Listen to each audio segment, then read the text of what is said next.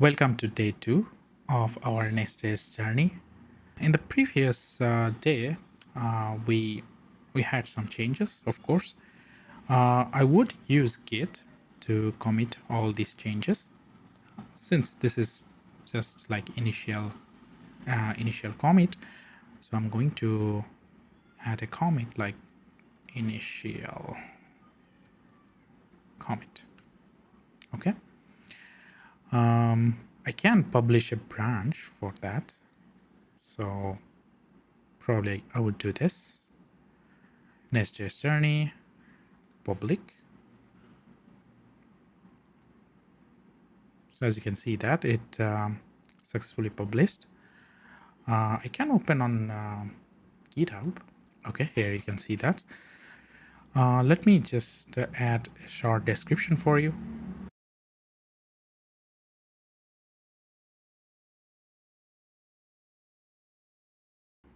So we already covered that first step where we installed an SCLI and also ran our very first API. In this day, we would look through the controllers.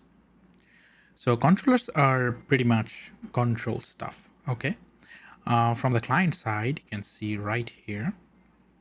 From the client side, it would take a request, and then it would go to the controller, and the controller would decide which services or what kind of request it should handle.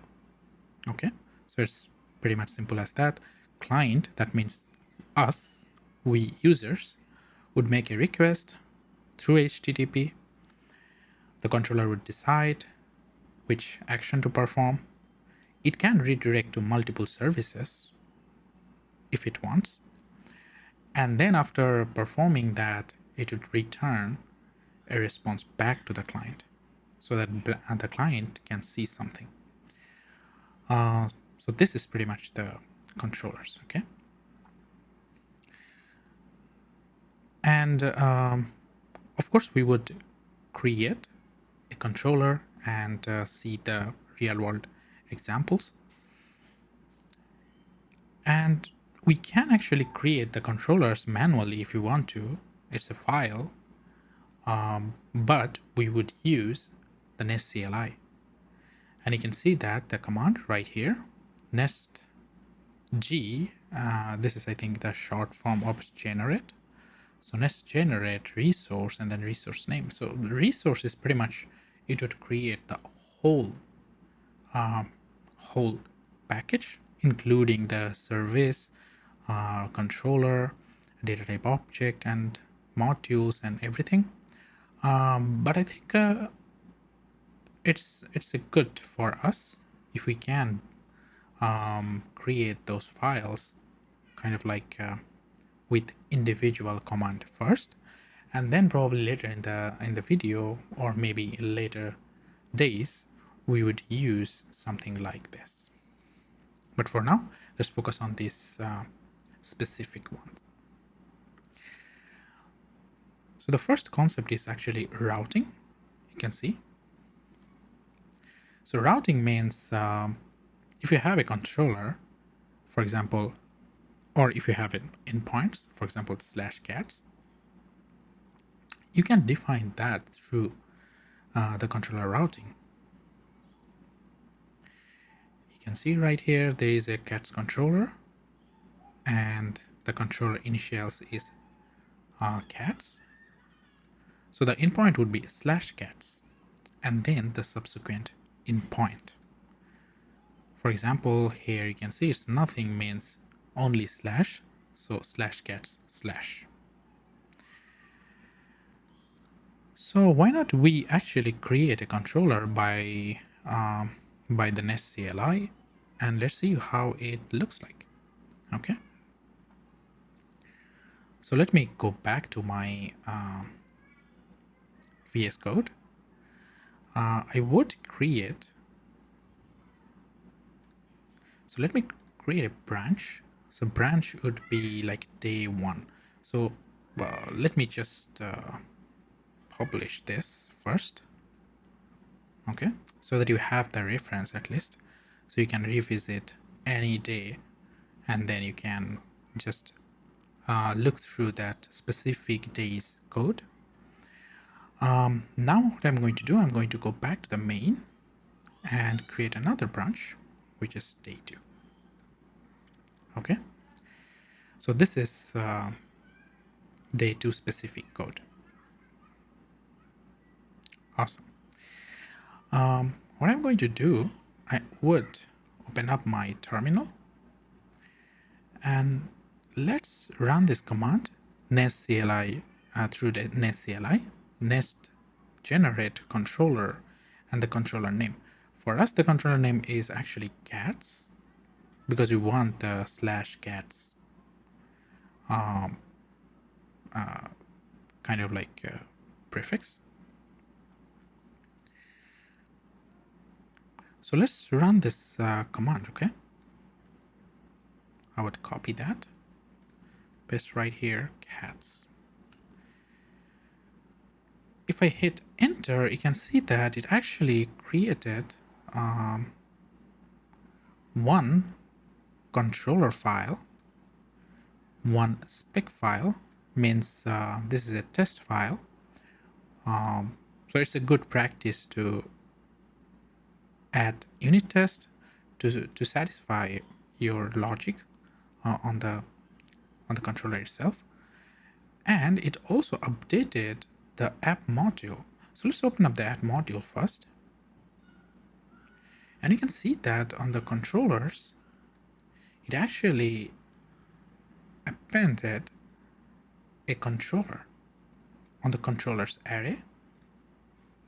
So let's go inside the controller, and I would also open up my Explorer, and you can see right here, initially it was only the app, but now I have a new folder called cats, and you can see that I have 2 files, one the controller itself and another one, it's like a very basic bare bone unit test, and of course you have to add more unit tests right here to satisfy. But for now I wouldn't worry much about the test itself, but let's focus on this controller. Okay.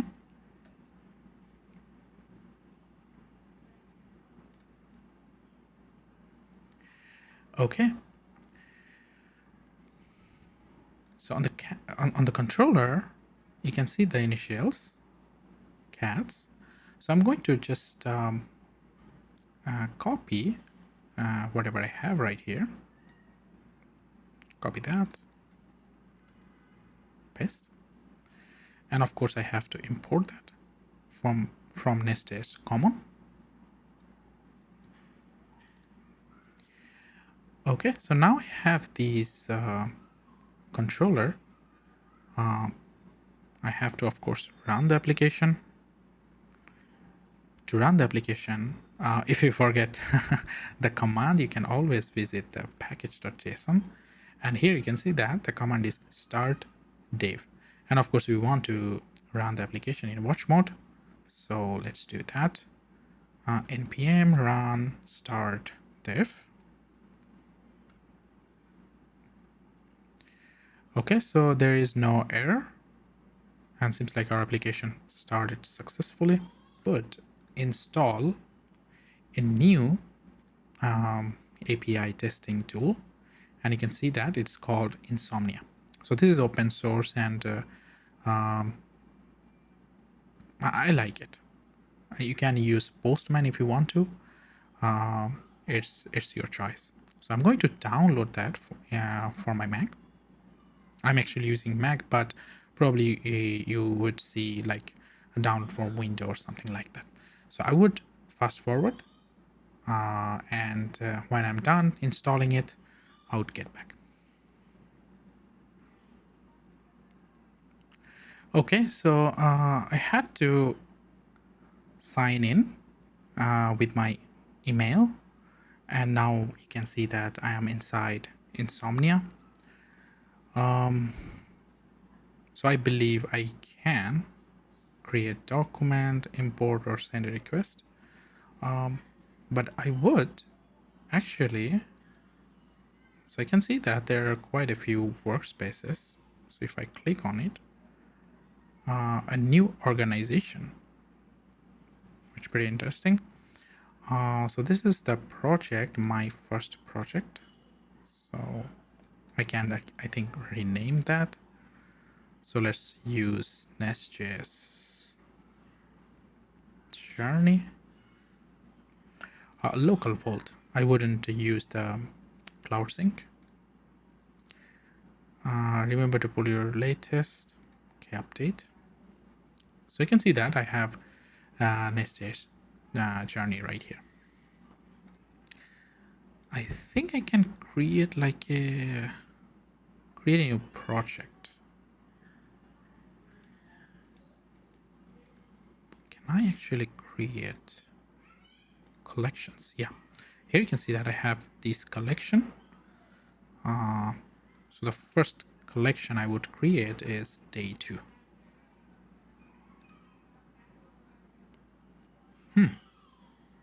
Interesting. Now click on these new requests. Let me just resize that a little bit. So I have this new request, but I believe, why this day 2? I think I can rename that. Yeah, it's pretty interesting that I can rename right here. I would rename that as just example. This is just the first, very first example for cats. So you can verify that your application is running successfully. Otherwise, it wouldn't work.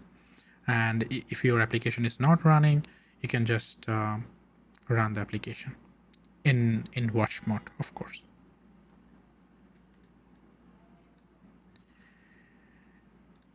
And now you can see that our application is running on these localhost 3000s, and /cats is the endpoint. Okay, so you can see the route, and here empty means slash actually, but we don't have to type that one. It's kind of like by default, and I think we can just click send. So you can see that it's 200. The request has succeeded, and I can see that the message, this action returns all cats. So you can write here. By the way, the method name you can see right here, find all. It doesn't have to be like this. It can be anything, okay, or probably anything. It doesn't matter. As long as just make sure that I saved, and you can see that it immediately updated. I can still see that the response is successful.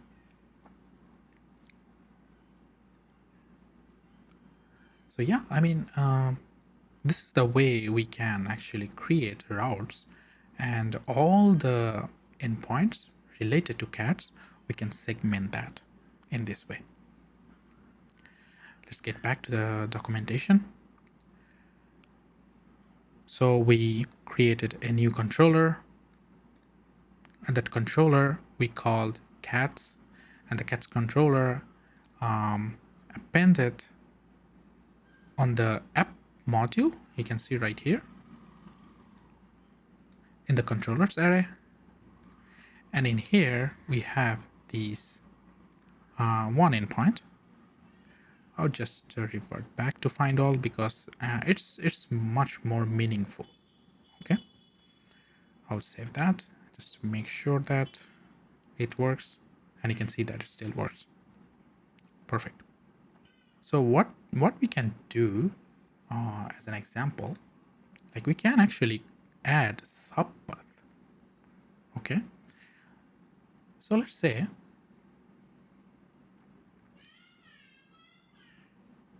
we have these kind of like an endpoint, for example, like this, /cats /cat breed or breeds. Okay, you can see right here. So if we have an endpoint, something like this, and you can see that my my GitHub Copilot already recommending me to add something like this.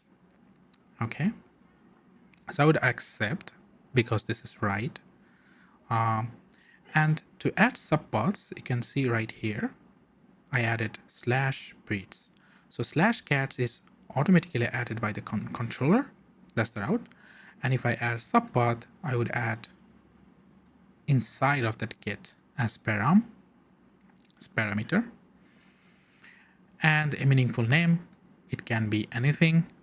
But I think find all breeds is pretty accurate and meaningful. And you can see that this returns all cat breeds. Perfect. Okay. So this is how you define the subpath.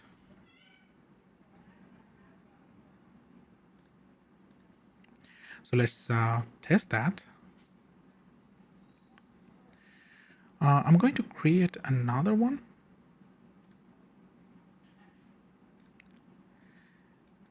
And this time I'm going to name this as subpath.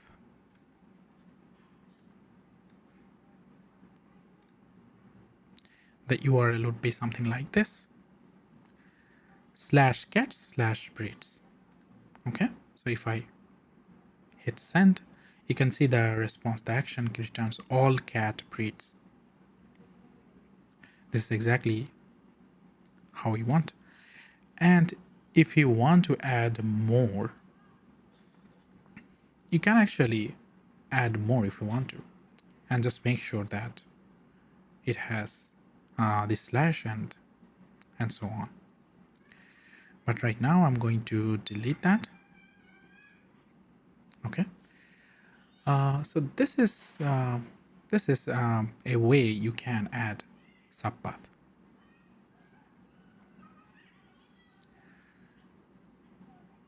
So that's exactly what it mentioned here. You can see cats breed or breeds. Okay, so now we would take a look into the request object. So let's get back to the VS Code, and I'm going to add an example. Something like this. And you can see that it's still a get request. And I name this as request example. That means it would be /cats/request example. And I name that just a meaningful name, find all with request. And you can see that the way I am sending the request or getting the request object is by specifying this rec. Okay, and this rec would come from the NestJS command. So just make sure that you import it. And here you can see the request, and I can actually typecast this. So this request is, if I don't do this, then obviously it would be any or something like that. But I typecast it as request, and I imported that request from Express. So let's import that right here. So you can see that the Express, and it has this request type, and I typecasted that as Express request. So let's console log for now and see how this request object is look like. And I'm also kind of like returning a string. Okay, let me just save it. Go back to Insomnia. So I'm going to, I think I can duplicate. And I'm going to not name this as request object. example. Okay, perfect. And it should be request hyphen example. Okay, something like this. So if I hit send, you can see that it returns 200 with the string that we returned.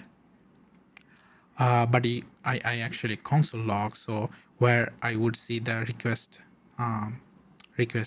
output, right? And you can see that on the terminal. So anything you log as console, and of course it would show you on the console. And do not look for the browser console because this is not a client application. This is a server-side application. Like this is a server. So that means you have to look into the server's console, which in our case is our machine. And you can see that it's just a bunch of things. Okay, so you can see this events and sockets, like all of these kind of things. Some of them are actually private properties you can't even access, but you can access some useful informations like cookie headers, like language, status code, and version, and pretty much all these kind of things like body. So those are actually useful for us, and we would see that we'll see through the examples how we can access those. But for now, this is how we send a request, okay? Or like this is how we get the request object in our endpoint. The third example is if we go back to here, we will look into the status code. So if you see the out status code right here, you can see that it's 200. 200 means it's successful. You can see it's green. So 200 means it's a successfully executed endpoint. But we can actually change that. We can change to something else. And let's see how we can change that. And probably you are asking yourself, why would I change it? Okay. But the thing is, the status code could be very, very meaningful for certain type of actions. For example, if you want to create something, let's say you just added a cat, for example, and creating something is actually 201. That means it's created successfully. And 200 is kind of like it returned successfully. But you can also add like 204, okay, or 404, not found. So those status codes has their own meaning, right? And you can actually take advantage of that and customize based on your requirement. So let's see how we can do this. And this is not difficult for us. All we have to do is just HTTP code. Okay. So let's see. So in this time, I'm going to type post and make sure the post is actually imported from NestJS common. You can see right here. So this time I'm going to create a post request with nothing, means it's actually /cats. And I'm going to actually create, and you can see right here, it's suggesting me something.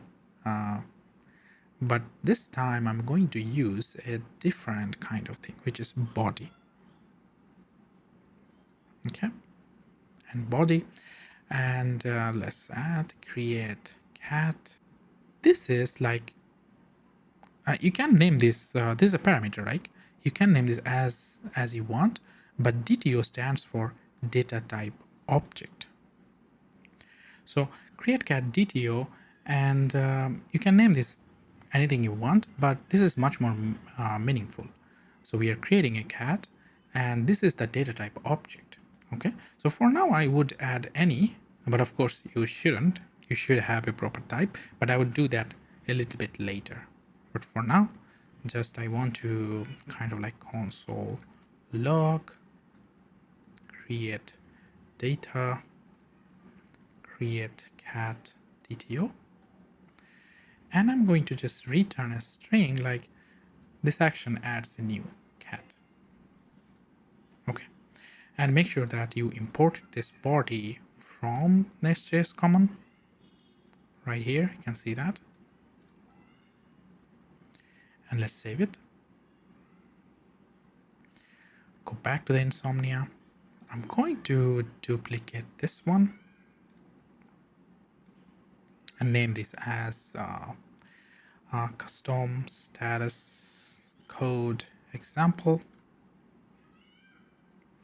I think I have to rename this as Subpath example. Okay. So this time it should be post because we have this post type endpoint.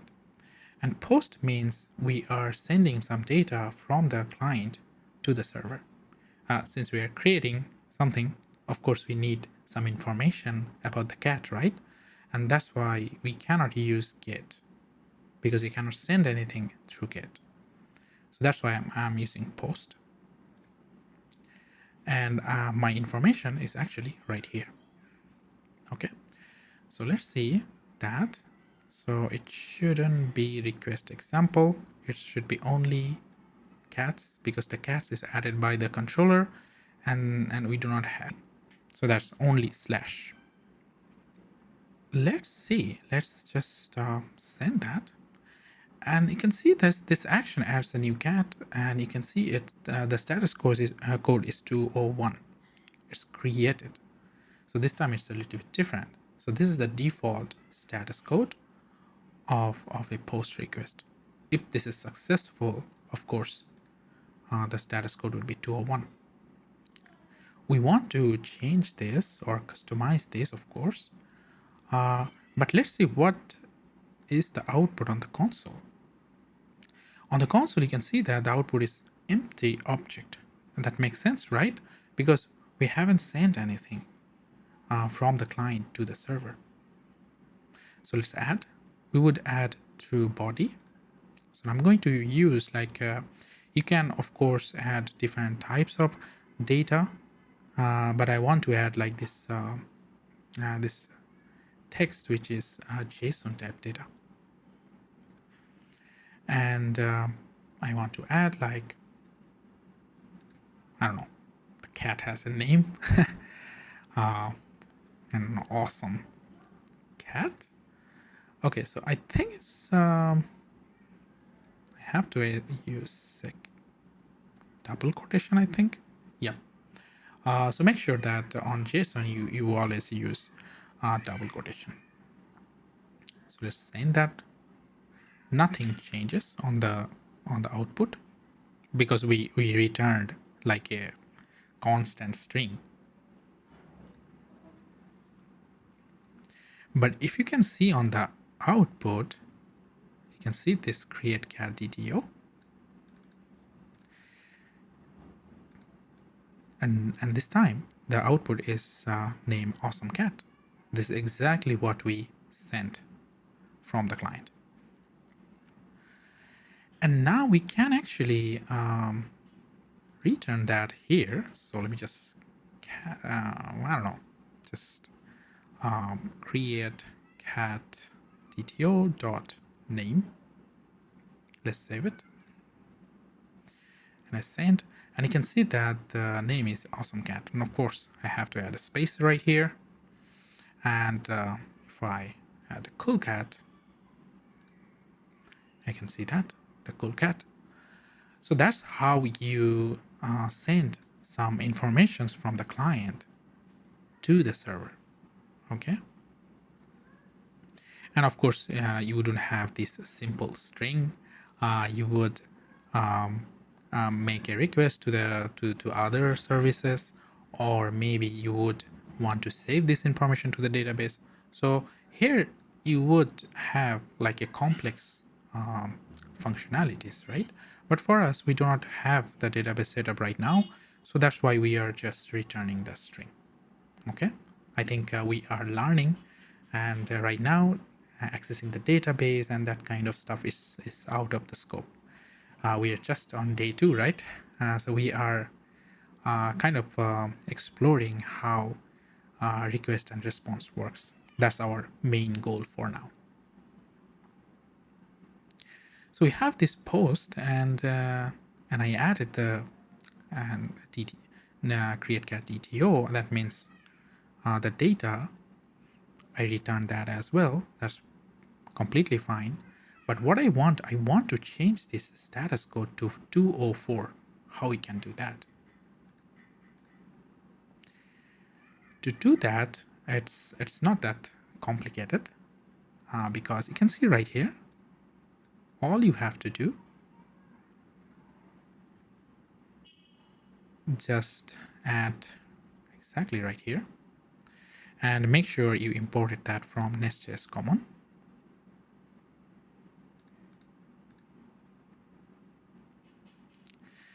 And we change that to 204. So let me just save it, go back to the Insomnia and make a request. And this time you can see that it's 204 no content. And this time no body return from for response. But if I see on the console log, this is actually cool cat.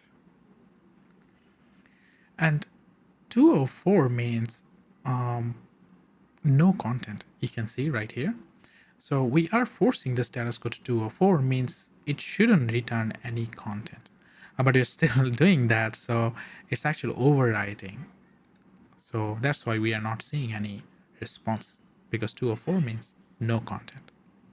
But if we do that to something else like 201 forcefully, and you can see that we have the data again. But of course 201 for post is kind of like default, so we don't have to do that, and it still works. Okay, but I would keep that as 204, because this is how we custom status code. This is how we define the custom status code. So for now, all you need to do just this. Okay, pretty perfect. So next thing we would learn is wildcards. Here you can see that.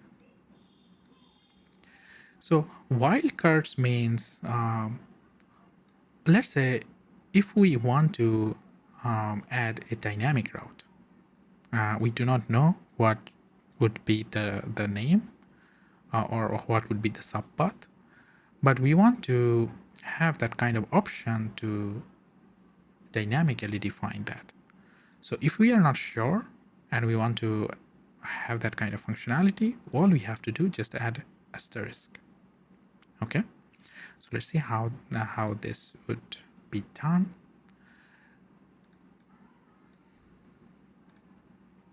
This would be something like this. Okay, and you can see that we are using the get request, and this is our path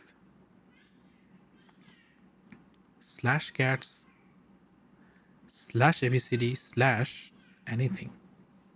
It doesn't matter. Foo, bar, blah, it doesn't matter. Okay, and all for this, it would always return this output. Okay, let's save this and go back to the Insomnia, and I'm going to duplicate that as well. Let's wildcard route example, and this shouldn't be post, by the way. This should be okay. This should be get.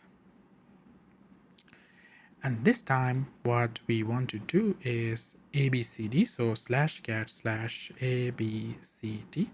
uh, first of all, I want to make a call with this, okay, without the wildcard. And let's see how it kind of works. So since this is a get, we do not need the body anymore, because we cannot send data through body for get. It has to be post or update, and we would see later, okay? But for now, just remember that if you want to fetch something, you have to use get, and if you want to send something from the client to the server, you use post. Okay, so let's click the send, and you can see right here it's showing status code 404. That's pretty interesting, right? We do not have that kind of route. That's because it has to be with something, right? It's not like this. So if we do that and click send, and you can see that this route, this is the string that we return right here. But if we do this, then we have to specify just anything.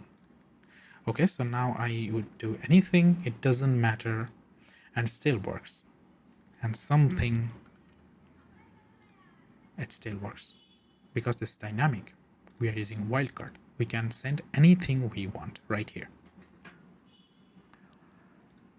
Perfect.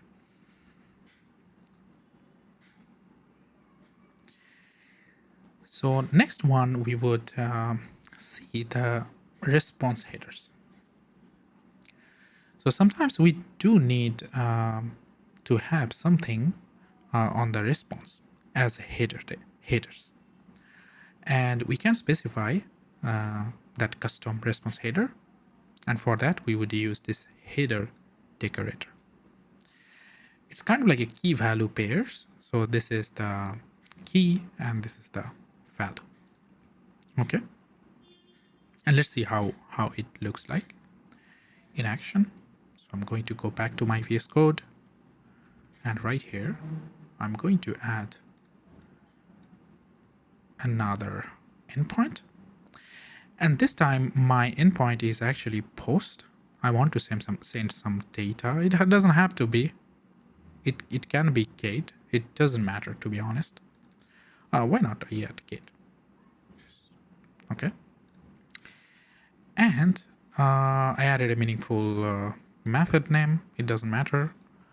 And you can see that this is the string that I'm returning right here. Now we have this header decorator with the key is cache control and the value is no store. Now you can pretty much send anything you want, but right here, and make sure that you import this from NestJS common, and you can see right here, it imported. So let me just save it. It doesn't do auto formatting for some reason.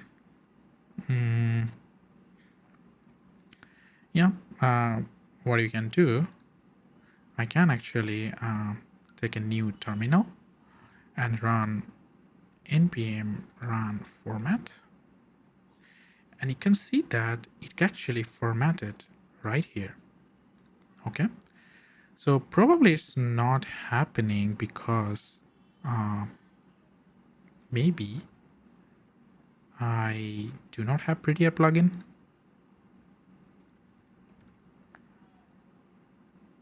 So make sure that this Prettier is actually enabled. I do have it, Prettier.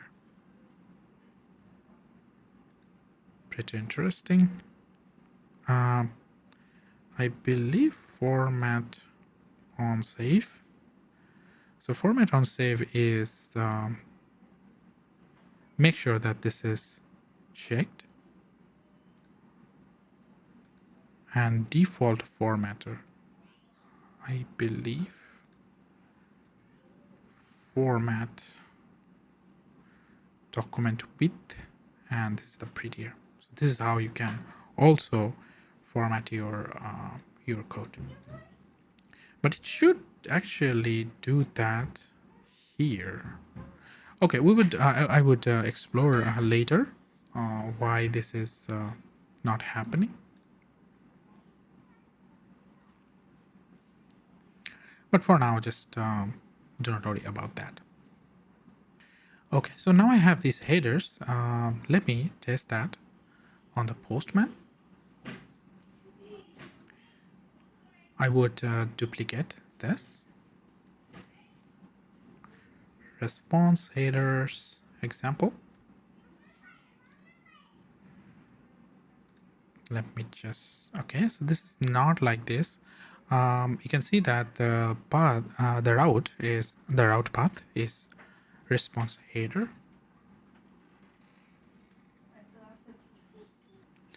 So you can see that the response header, okay, make sure you have the cats.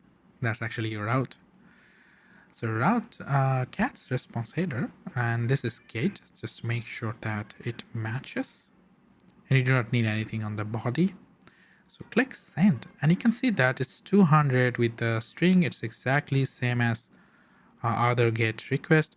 But in this time, if you go to the headers, so this is your response headers. Okay, so this is your output. You can see right here. And so this is your response. And this headers is your response headers. You can have another header on the left side as well.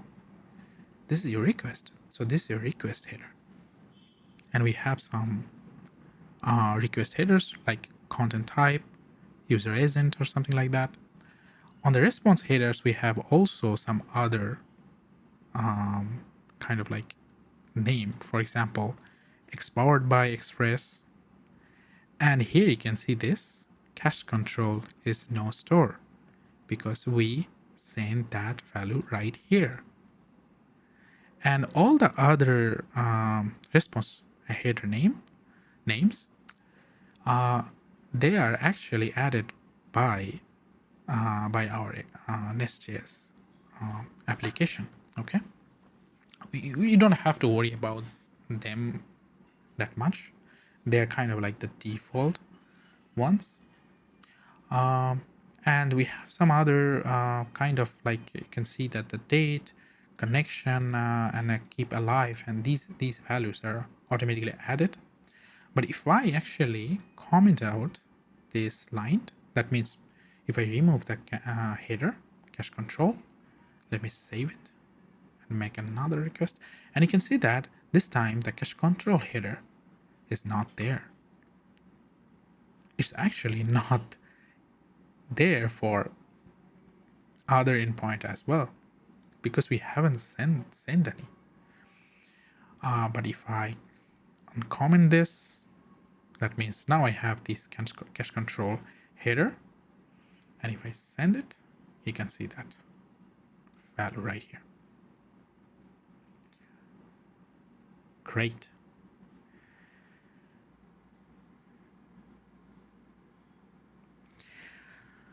Right now, we would learn about the query parameters. So the query parameters is some informations that we can send through the API endpoints. For example, let's say right here, if I want to send something to this this endpoint, let's say, I can add something like this, age 8 and I don't know, breed white or something like that.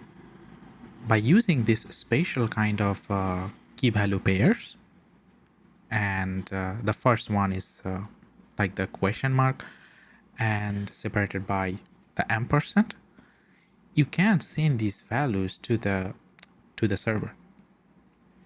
Okay, so if we go back to the Insomnia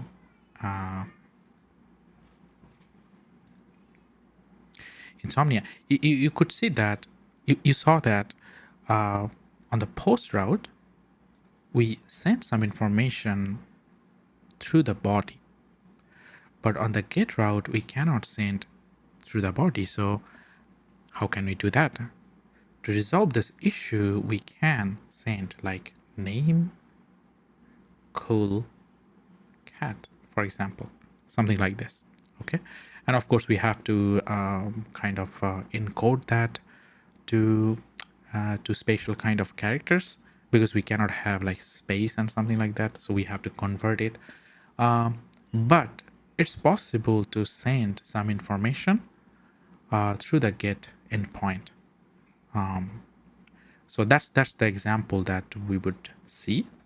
So let me go back to the documentation, and you can see that we can achieve that functionalities by using the query parameters.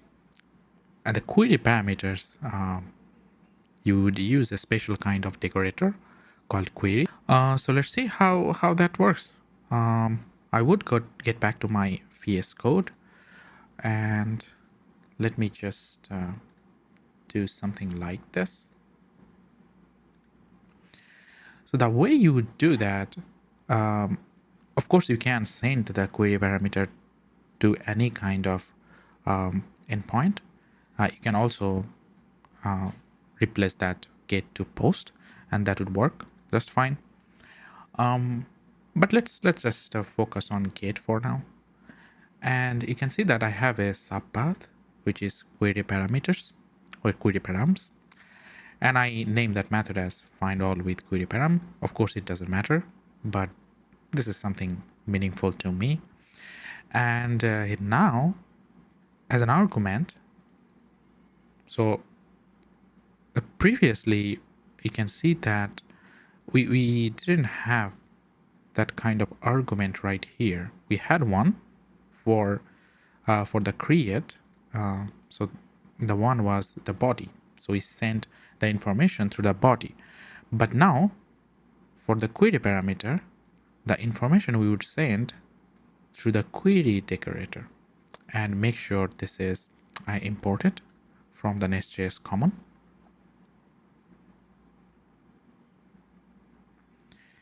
And here you can see that. So now I have these query parameter age, and this is the argument name. Of course, you can do anything you want, but make sure that this matches the name of the query. So in that way, it would be much more meaningful and readable code. So I have this query age, and my argument is age. The type is actually number. So since this is the first query, so it would prepend with a question mark and kind of like this. And of course, you can pass any value if you want to.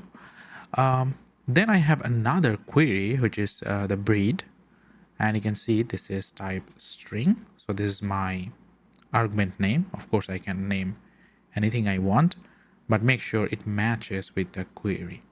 I think it's a great convention. And next, if we don't have the age, then it would prepend with the question mark, because you can have one question mark. So if you have like a single query parameter, it would always be something like this. But if you have two, then it would be something like this.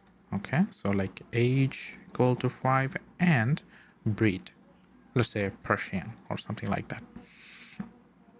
And you can see my next query parameter actually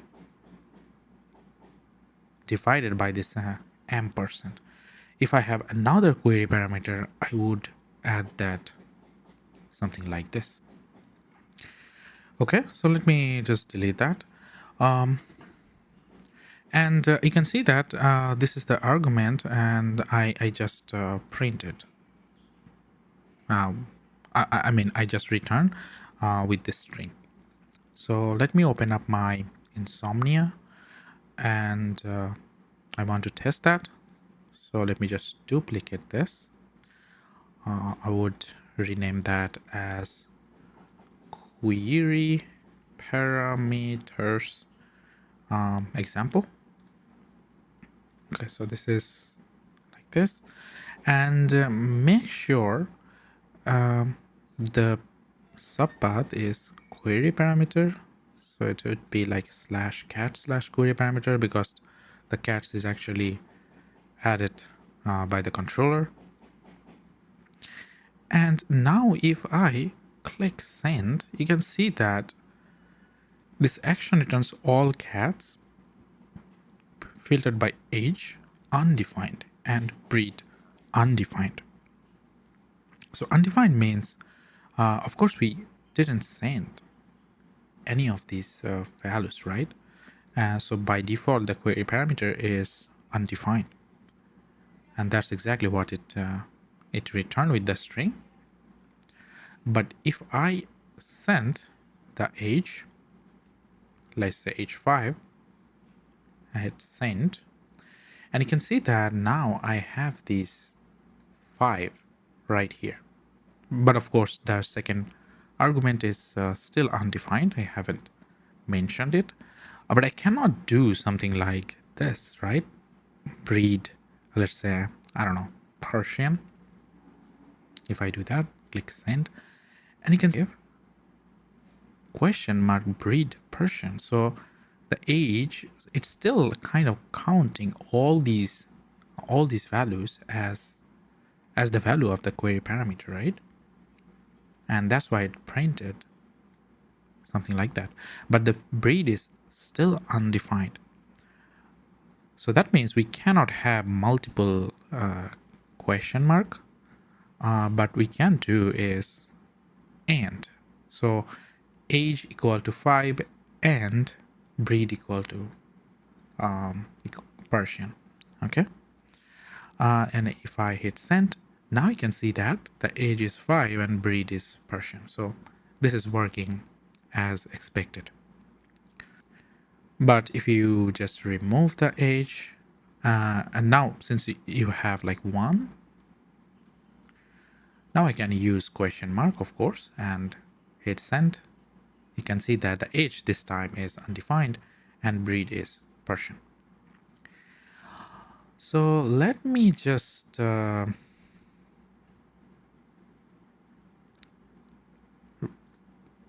give both of the values. And you can see we are still using get, but this time we send some information to the backend by using the query parameters. So this is exactly the query parameters is.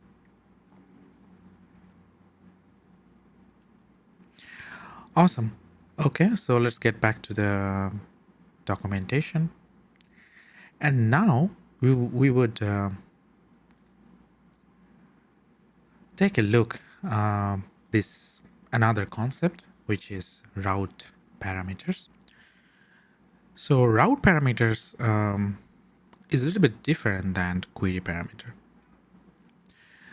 A route parameter has like a data which is dynamic, but it would throw an error if you don't pass that. Okay. I think we can explain this through example. This is much more much better than like just reading through the documentation, right? So what I want to do is let's get back to the VS Code, and I want to add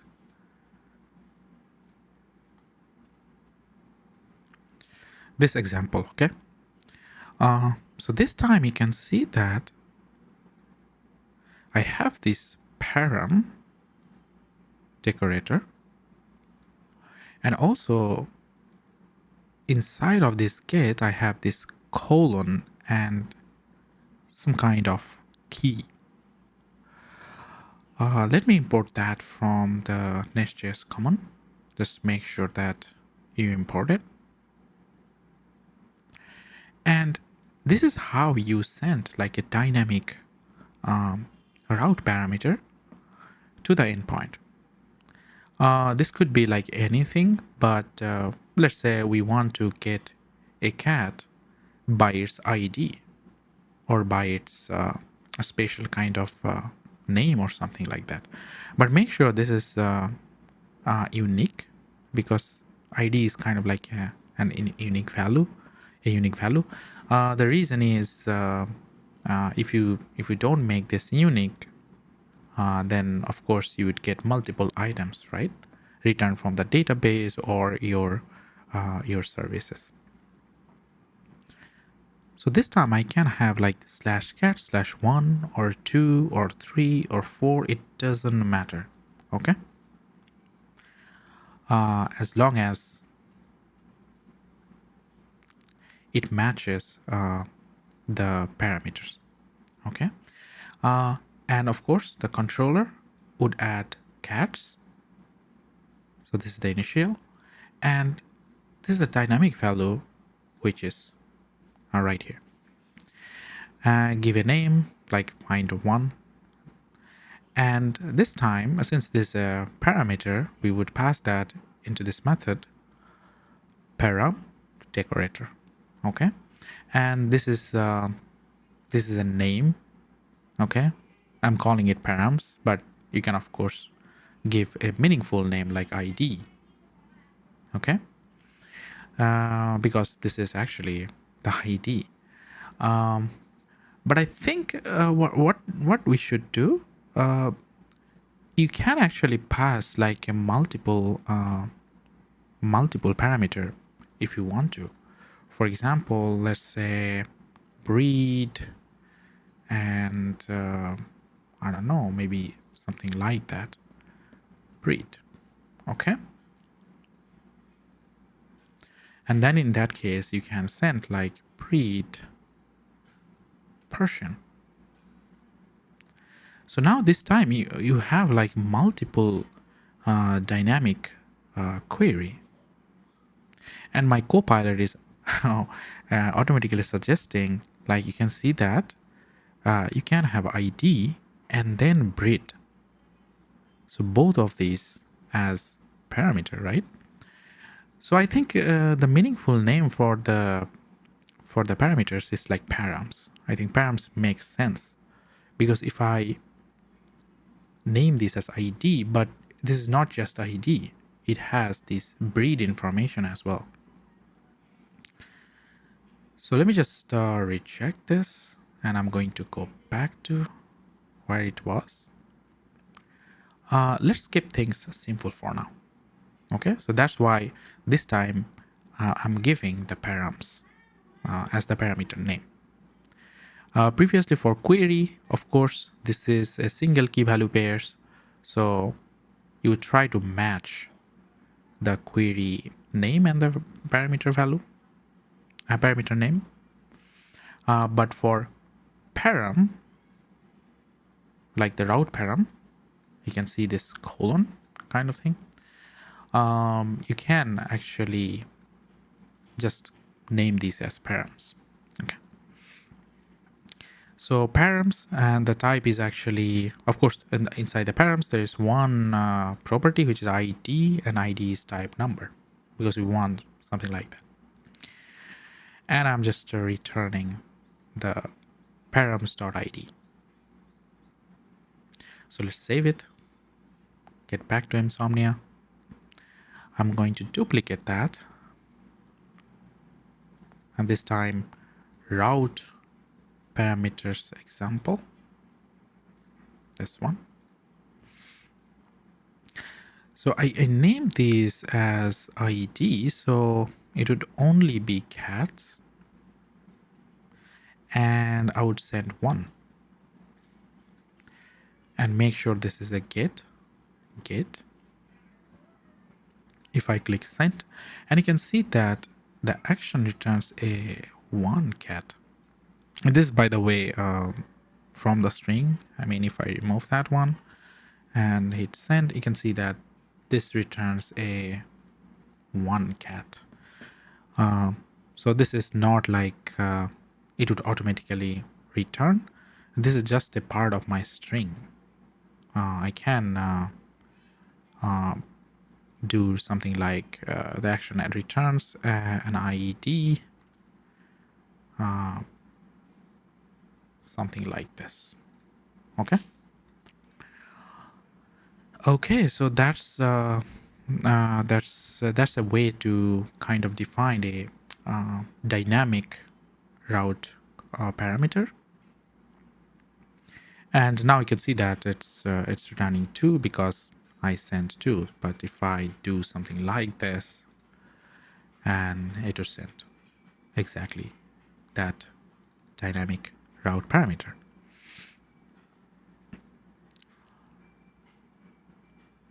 But the thing is, like, okay, maybe I just have one route parameter, but I do want to make it kind of like specific to that.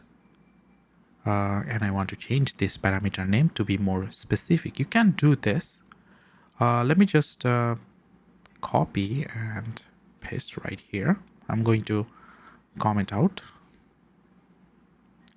So you can do that. You can still do that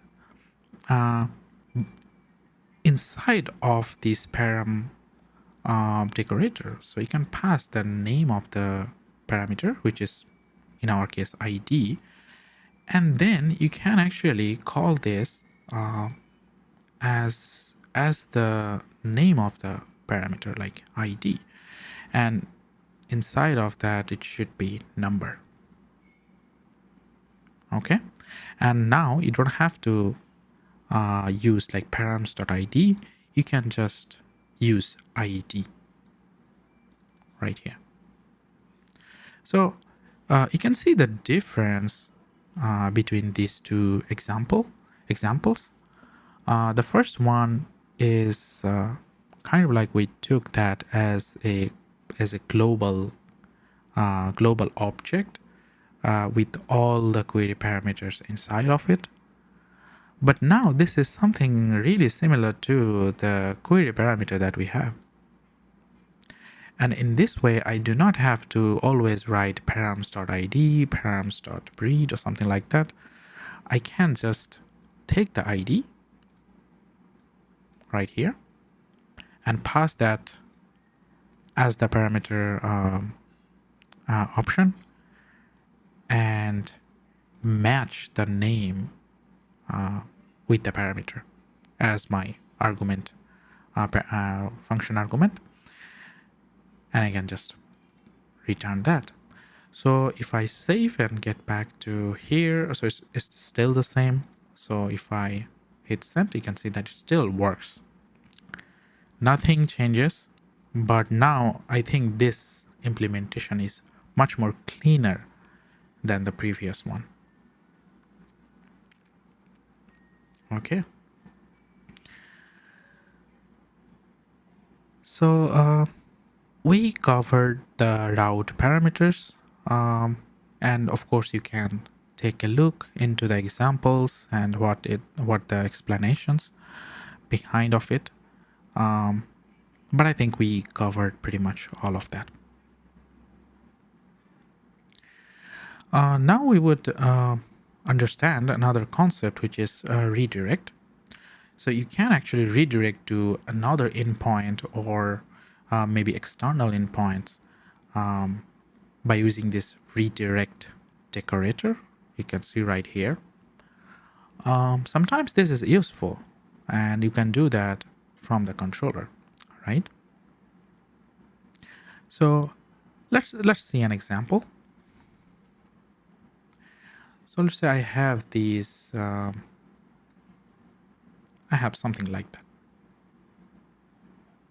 Okay, and this time you can see I have this endpoint /cat/redirect, and I want to redirect that to this endpoint. Yeah, maybe I don't know. I mean, I want to show a documentation about cats or something like that, right? And of course, I'm just redirecting to the NestJS documentation, but it could be probably something like this, cats.com. So it's your website. Probably you have a documentation or something like this.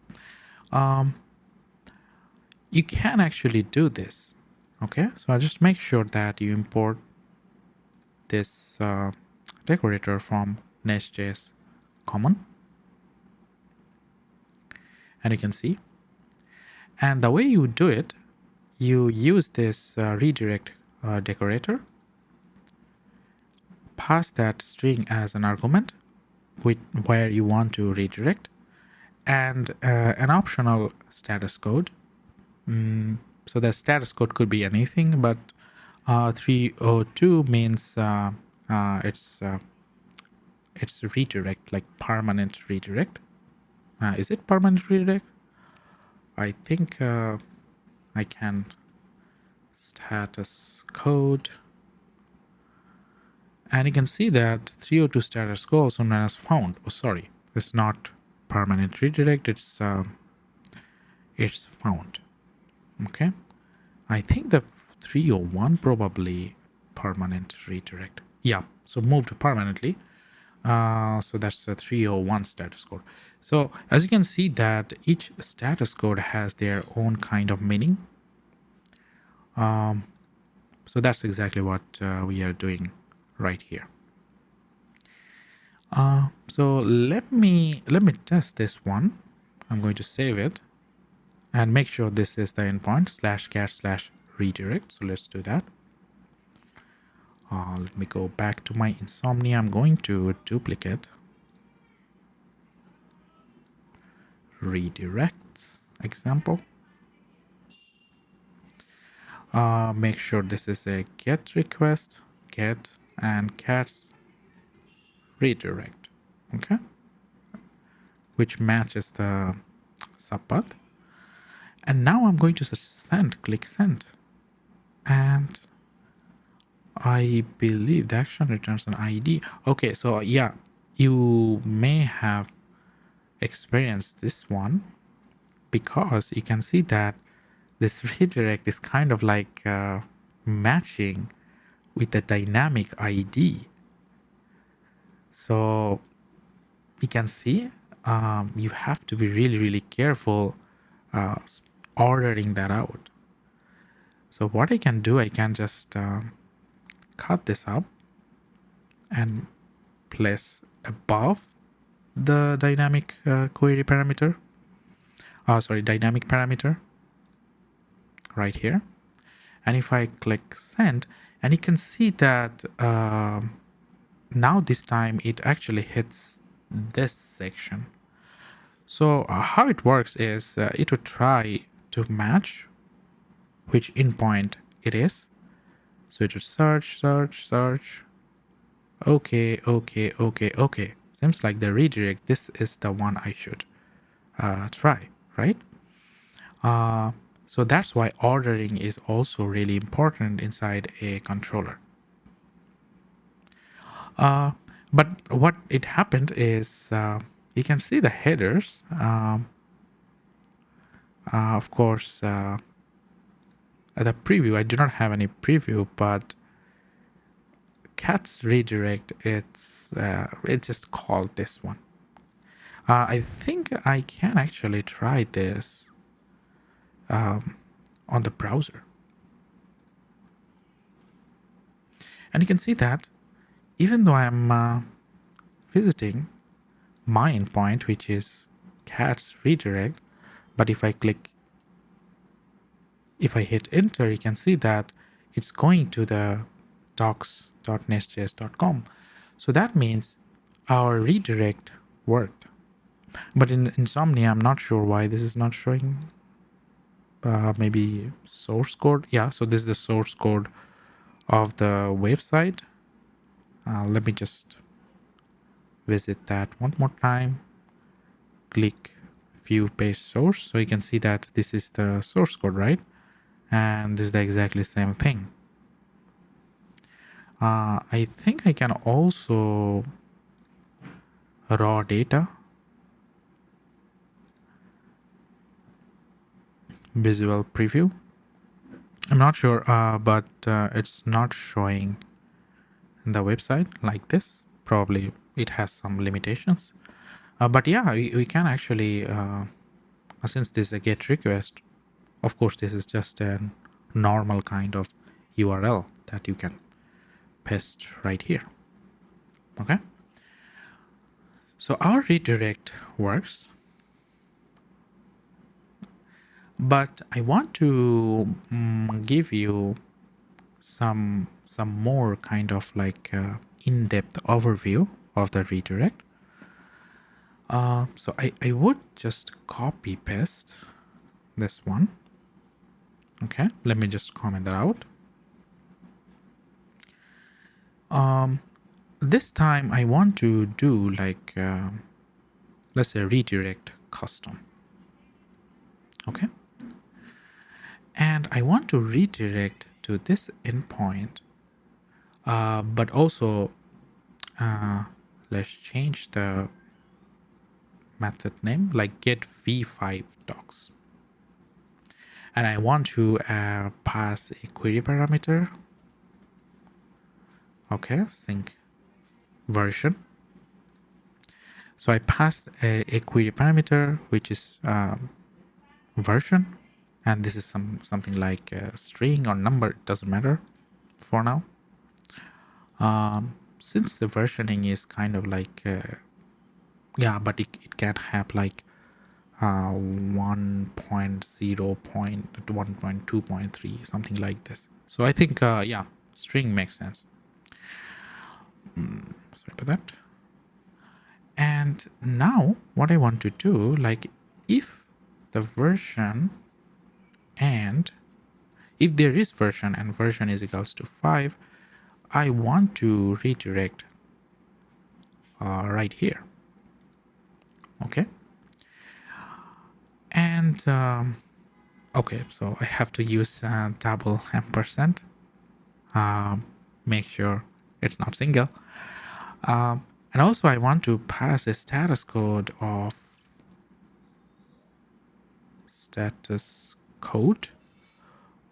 303. Okay. So if I save it, it's still showing. Okay, I have to add a space. So now you can see that I'm redirecting to a new endpoint with 302. So this is kind of like the default redirect. But if I pass a query parameter, which is like version and version 5, it would return to this custom URL. You can see it has this version 5 and with the status code 303. Okay, with a different status code. So we are kind of like overriding right here. So let's try that. So I want to try this right here. Okay, why not I duplicate this like custom redirects. Make sure the subpath is right. And first of all, I want to test without the query parameters. Okay, so let's do that. If I hit send, you can see that it redirected, or I can actually use the browser. And you can see that it redirected to here.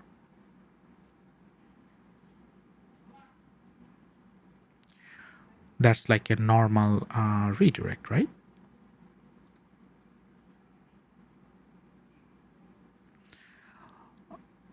But I want to send like this query version. So let's do that. And you know that the way we send query parameters is something like this. So if I pass the version 5 and hit send, of course it works, but let's use the browser for now. And if hit, so you can see that this time it redirected to the version 5 documentation, right? Because it matched. We have the version and the version is 5, so that's why it redirected to the version 5 documentation. But if I send like I don't know, version 7 or something like this, version 7, of course, this block wouldn't execute. It would fall back to here, which is kind of like this one. So that's why it visited the default docs, which you can see right here. So yeah, I mean, this is how you you redirect. You can add custom redirect to a certain endpoint if you want to. I want to explain a little bit about this subdomain routing. So the subdomain routing is, you can see that here we have an example with the host. So we can actually customize the host for us at this point. The host is actually, you can see that we are using localhost, right? And on my computer, there's not an easy way to kind of customize that. Because, you know, setting a custom like subdomain and stuff is always a difficult. But of course, on the server, when you buy a domain like example.com, you can pretty easily set up subdomain there. And you can have like multiple subdomains. For example, I don't know, app.example.com, docs.example.com, admin.example.com, app.example.com. You can see all these possible subdomains you can set up on your main domain, which is example.com. And you can pass that as this host option inside the controller right here. Okay. And then you can have your endpoints there. Everything would be as it is, but this time it would visit like admin.example.com / then probably cats, something like this. Okay. And there is a warning. There is a warning like, since Fastify does not support nested routers, if you're using subdomain routing, it's recommended to use the default Express adapter. Okay.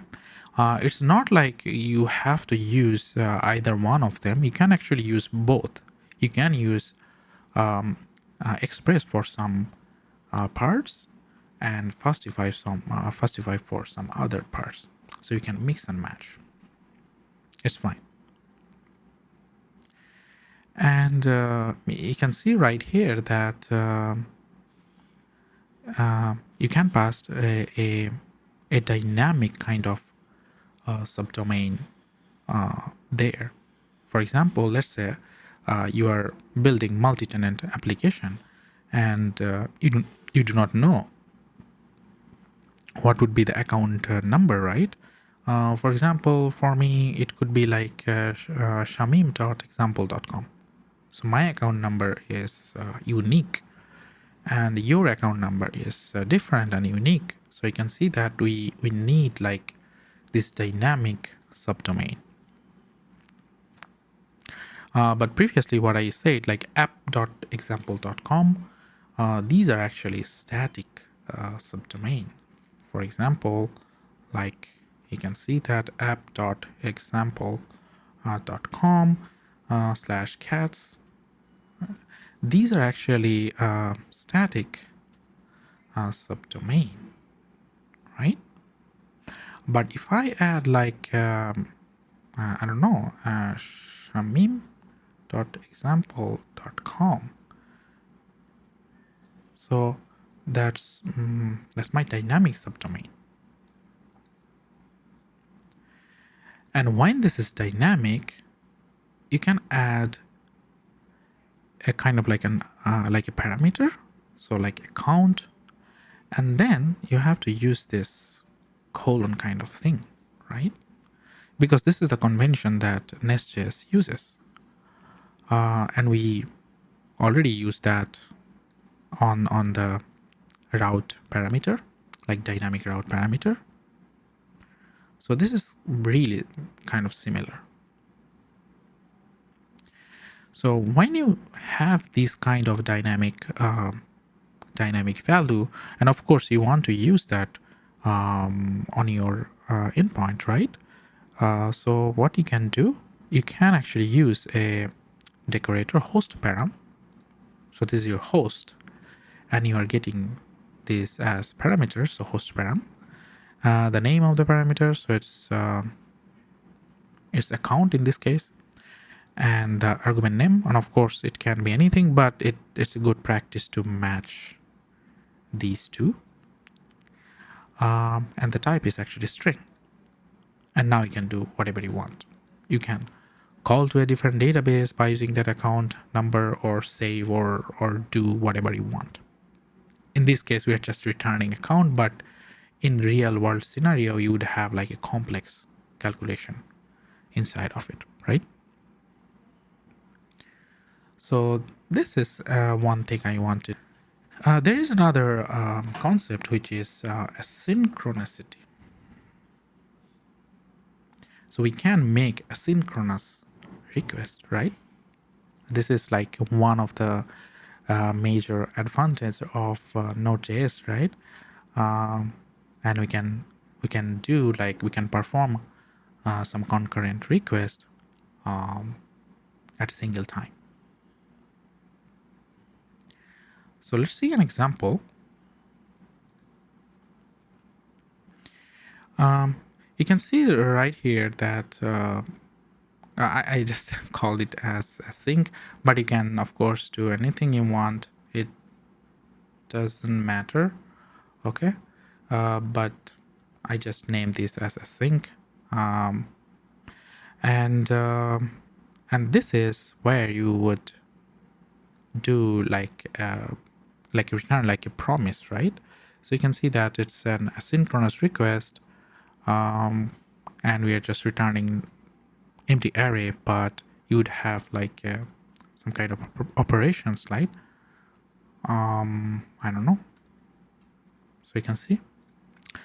So we are just do this way. So we are simulating an asynchronous request, like we are delaying 1 second right here. 1 second delay, and then we are returning the response.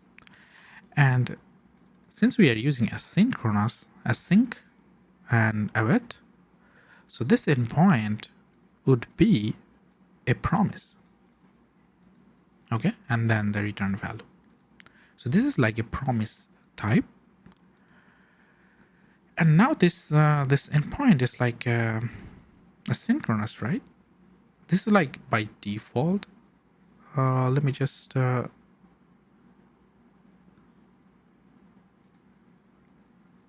an example.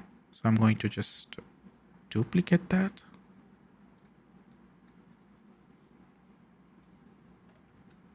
Async example.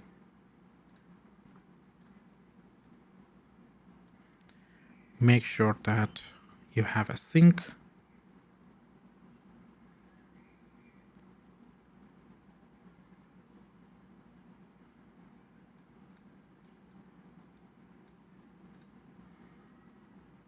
Okay, so it's async subpath, and I'm going to click send, and you can see that it returned. But this is the same issue, right? This is like, you can see this action returns an ID async, so it's matching cat's dynamic ID. So make sure actually we have these. Let me just comment that out for now, and make sure this is like this section is above this dynamic ID.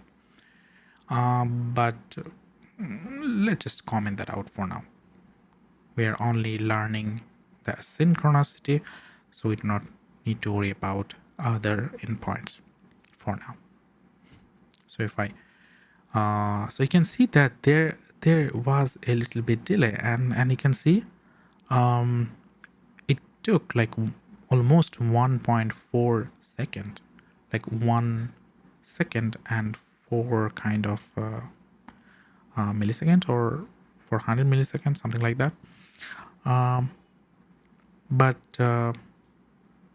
yeah, I mean, if I increase that to 3, let's save it and click send, and you can see that it would take almost, you can see that 3 seconds, more than 3 seconds it took. So I would get back to 1.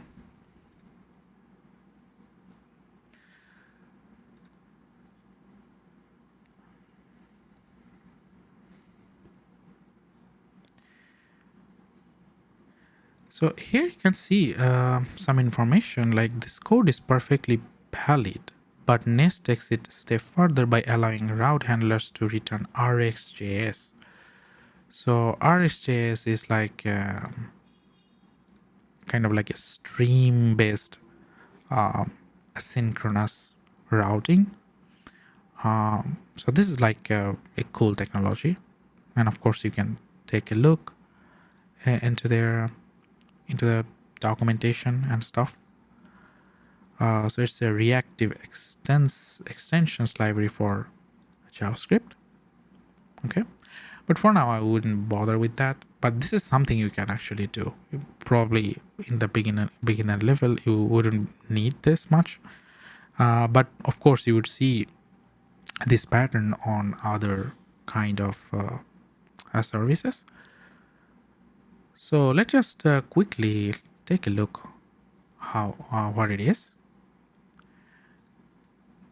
So I'm going to just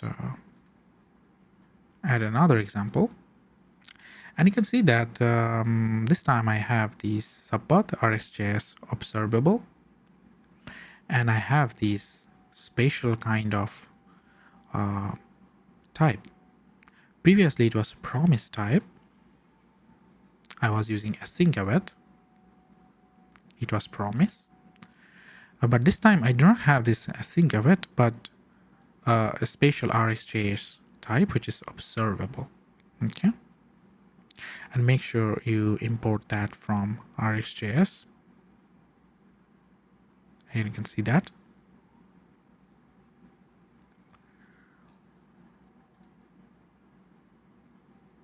And also this off. Import that from RxJS as well. Nothing changes much, but I can actually duplicate this one. RxJS example.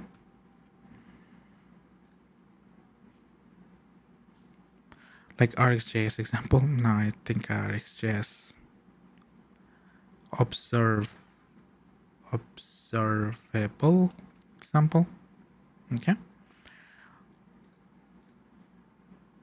And make sure that it matches the subpath and set. So it's nothing changed, right? But you can actually use that if you want to. Okay. We went through routing, request object, then resources. So this section actually we didn't cover. But the thing is, like, you have different kinds of decorators for your different endpoints, different type of endpoints. For example, for get endpoint, you can use the get decorator, post endpoint, post decorator, put, delete, patch, options, head. I mean, we would see that with examples, but these are all the decorators that you can use to certain type of endpoint. Okay, we would look into that like at the end of the video, but for now let's quickly go to the next section, which is route wildcards. And we saw that with examples, and we can of course change the status code. We already seen that. Response header, we can customize the header of the response. We already saw that. And redirect, we can redirect to a custom or external endpoints. We also looked into the route parameters. So you can see that how we can dynamically set the parameter, which we already looked into. Subdomain routing, we also quickly went through that. But of course, there is no way I can test that on my local. But of course, we would do that later in the future. And there is this state sharing, but for now I would skip it. But you can, of course, take a look. Then we quickly kind of looked into the asynchronicity, and we can do that by using this async await with promise, or RxJS way, like observable streams. You can see that observable from RxJS and also up from RxJS. We would look into that later as well. So we also kind of looked into the query parameters, right? So query parameters, okay, so there is another concept which is request payloads. I think we didn't cover. So let's see that an example. Okay, so you can see that we actually had we had this example before.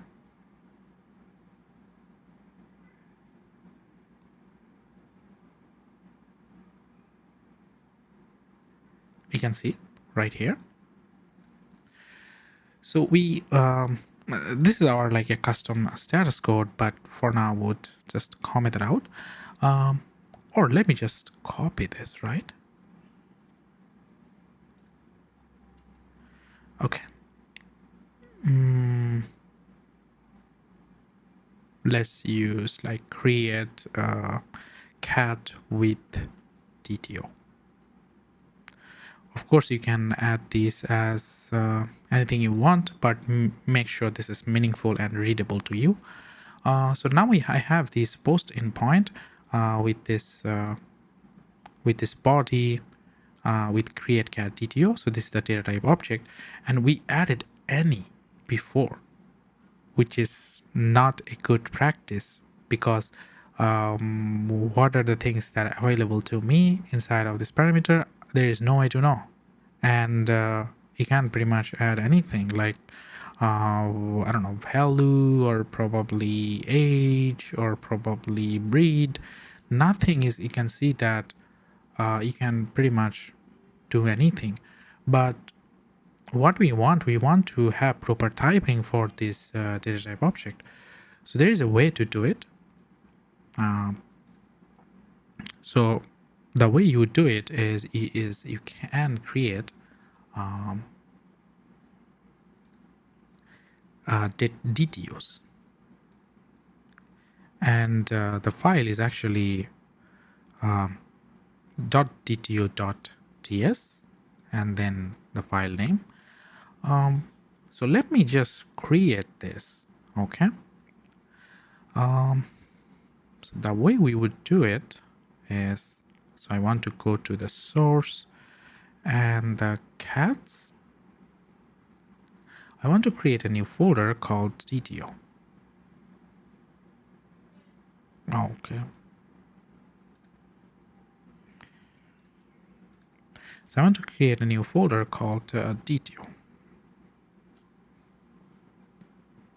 Inside of the folder, I want to create a DTO called create cat.dto.ts.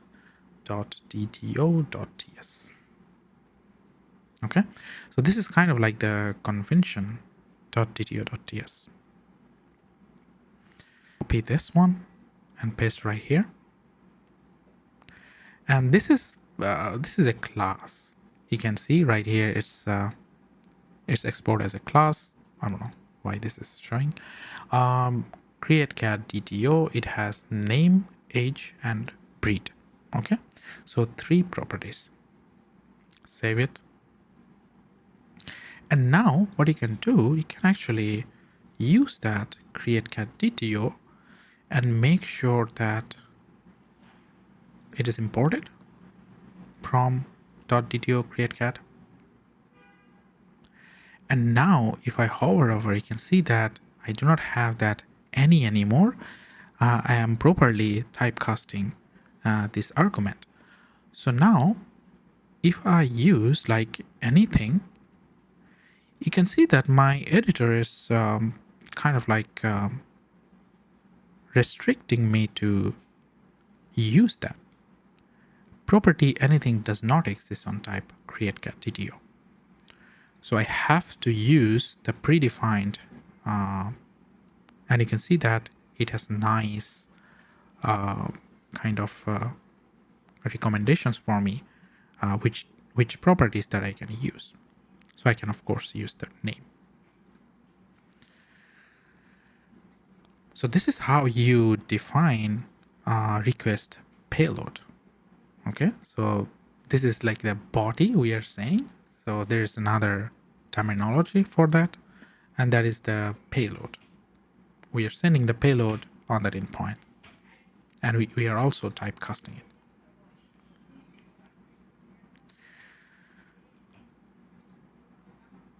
And you can see right here, they're also saying something like this way. Okay, so we also saw how we can define query parameters. Okay, so that's also done. But we haven't, so handling errors. So I think they're saying like different chapter for that. Okay, so they're saying like there is a different chapter for that. So we would see over there. So for now, let's just skip. And then there is this full resource example. Okay, so of course we would hand code this. And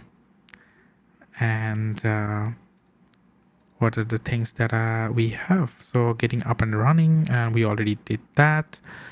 And finally, library specific approach, which you can see right here. You can read through the documentation, but for now, I think the only thing that we left, which is full resource sample. So let's do that.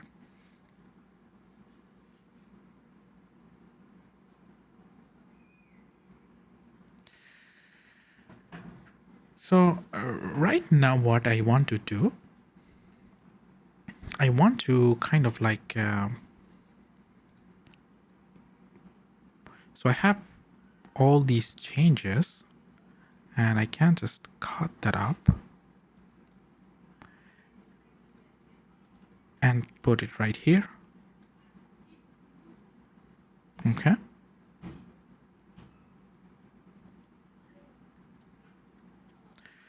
And make sure I have everything. I think I can actually uncomment this one as well, because you can see the redirect and redirect custom, and I have different method name as well. So I think I have all the examples that we went through together. So I'm going to save it and like commit. So let me do that. Publish branch. Okay, so now what I want to do is I want to kind of do like a complete example. Okay, let's open up the terminal. And I want to clear everything.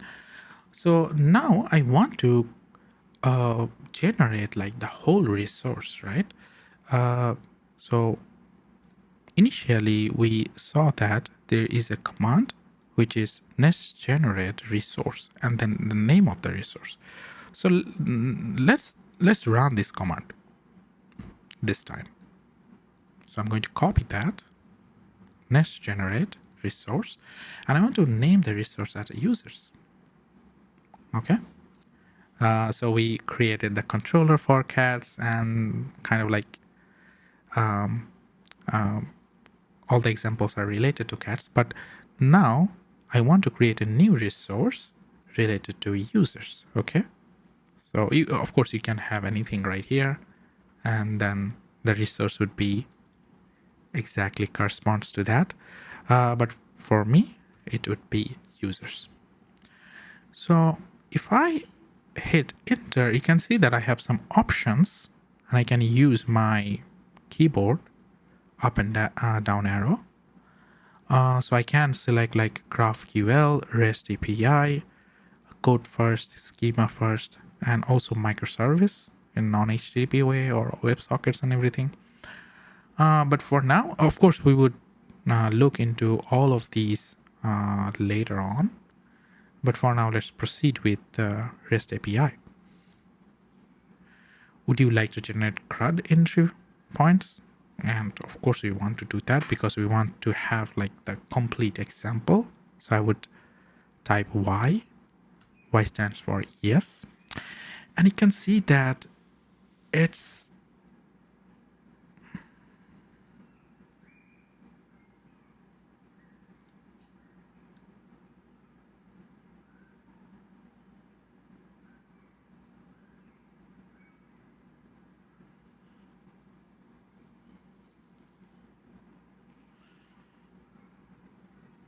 okay. Seems like I have an issue, and sometimes it's a little bit tedious, but I think what I can do is npm install legacy peer tips. So there's some dependency version mismatching. So now you can see that I don't have that error anymore. Okay.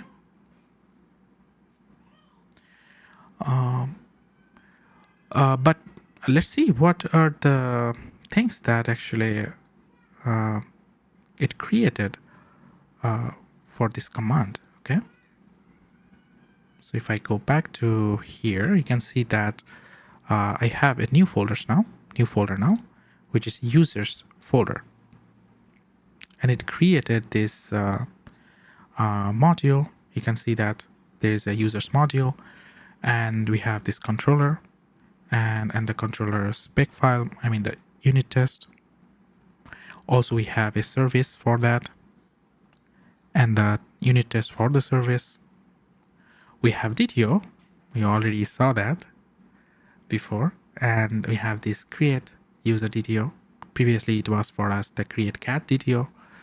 But there is another DTO, which is update user DTO. Okay.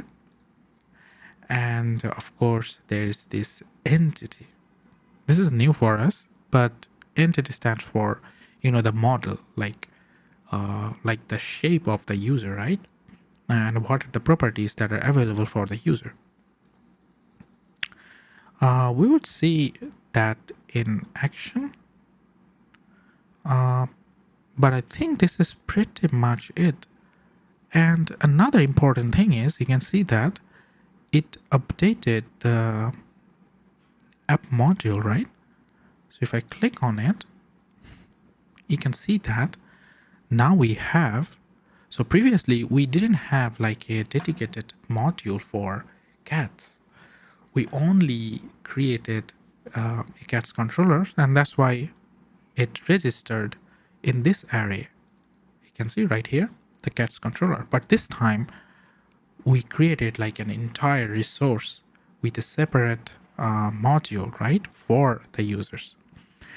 And that's why you can see a new entry on the imports array.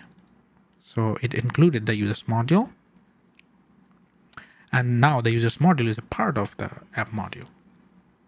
So if I go inside of it, and you can see right here, you can see like some ESLint issue, and prettier issue.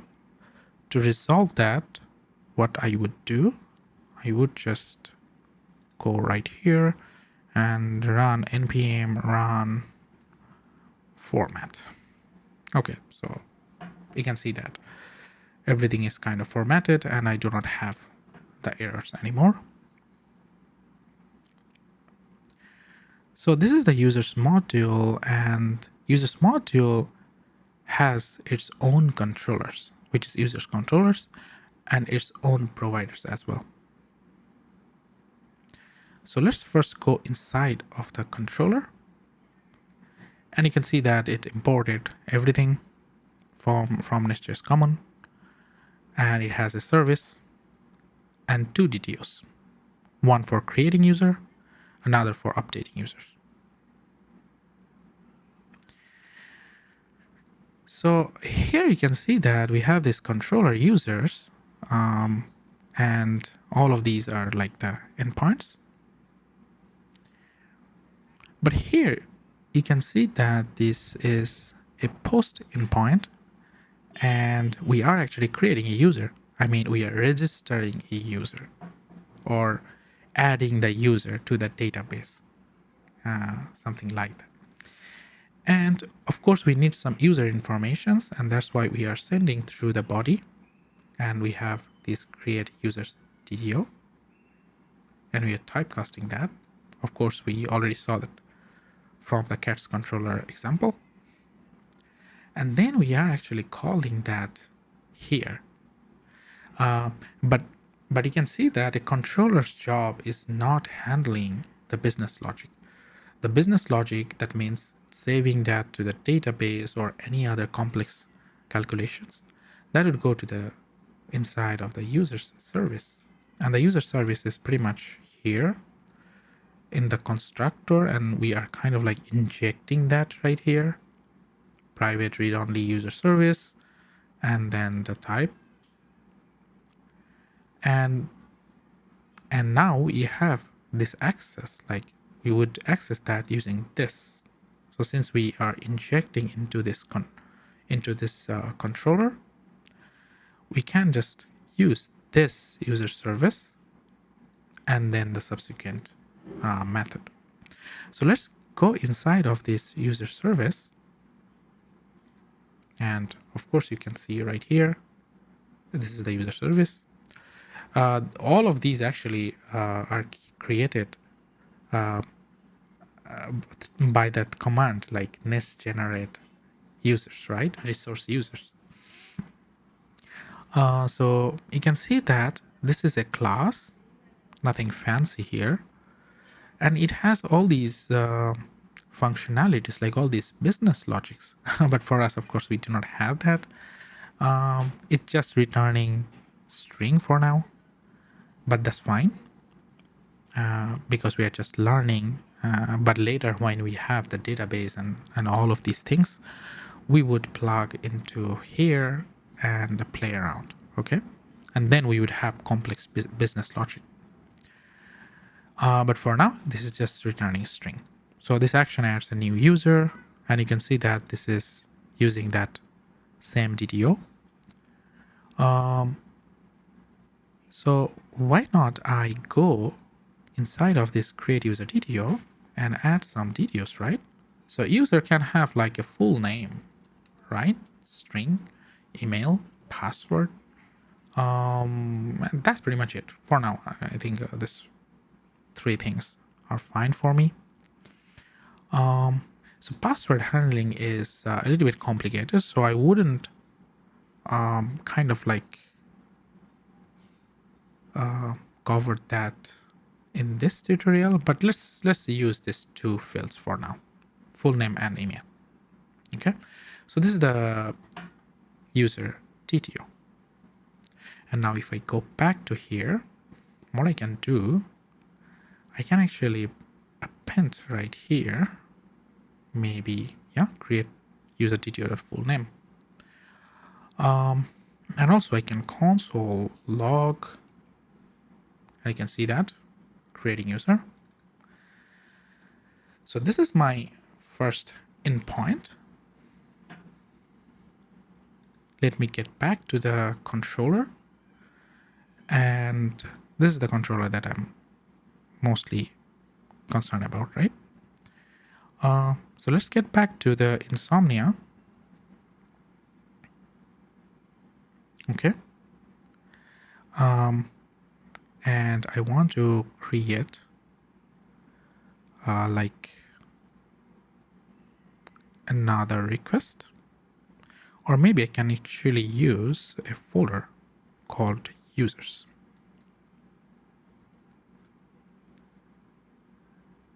You can see right here.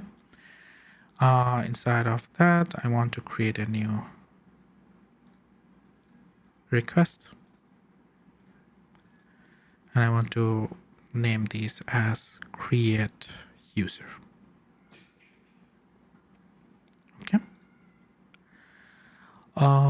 So just to make sure that our application is up and running, but I want to kill the server and run one more time. Npm run start dev. I think it has some issues. Cannot find module webpack.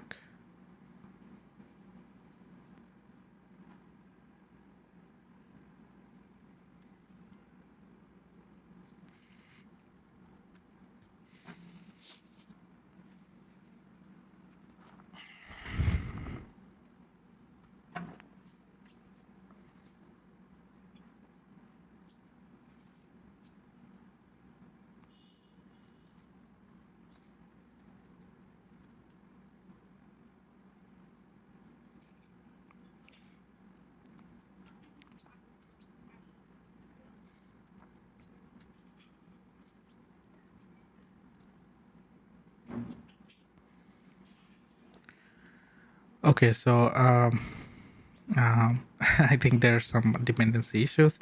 So for some reason it was showing like webpack is missing. So I had to add that here as a dev dependency. You can see that now I have this webpack thing. And I also had to use like this legacy pair tips. But I think one thing I can do is I can ask the copilot. Of course, you don't have to do that, but add npm legacy pair depths configuration. So let's see. So it's actually, so we have to create this .npm-rc file with this value. So what I want to do now is let's create a file called .npm-rc. Okay. And we have to just copy this and paste right here. And that's pretty much it. I think I do not need to do anything. But now if I run npm install, it would automatically use this legacy pair depths. And I do not have to write all the time -- legacy pair depths. Okay, so this one is actually automatically added. Okay, so this would make our life a little bit easier. So let's run the application one more time. And this time you can see that it ran successfully. So you can see our application with the cats controller. And now we have this users controller as well. And you can see that we have users, quite a few endpoints. So our application is successfully started. So let's test right now. So we were testing this controller, the create controller, right?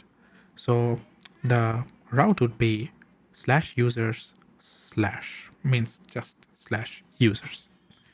Go back to the Insomnia and HTTP actually, you know what? Let me just copy from here, paste, and this time it should be users. Okay, these are users.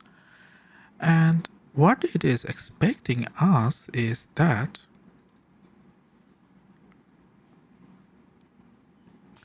create users DDO, and we can take a look. It's expecting us to provide full name and email. So let's go to the body and select JSON. And I would full name,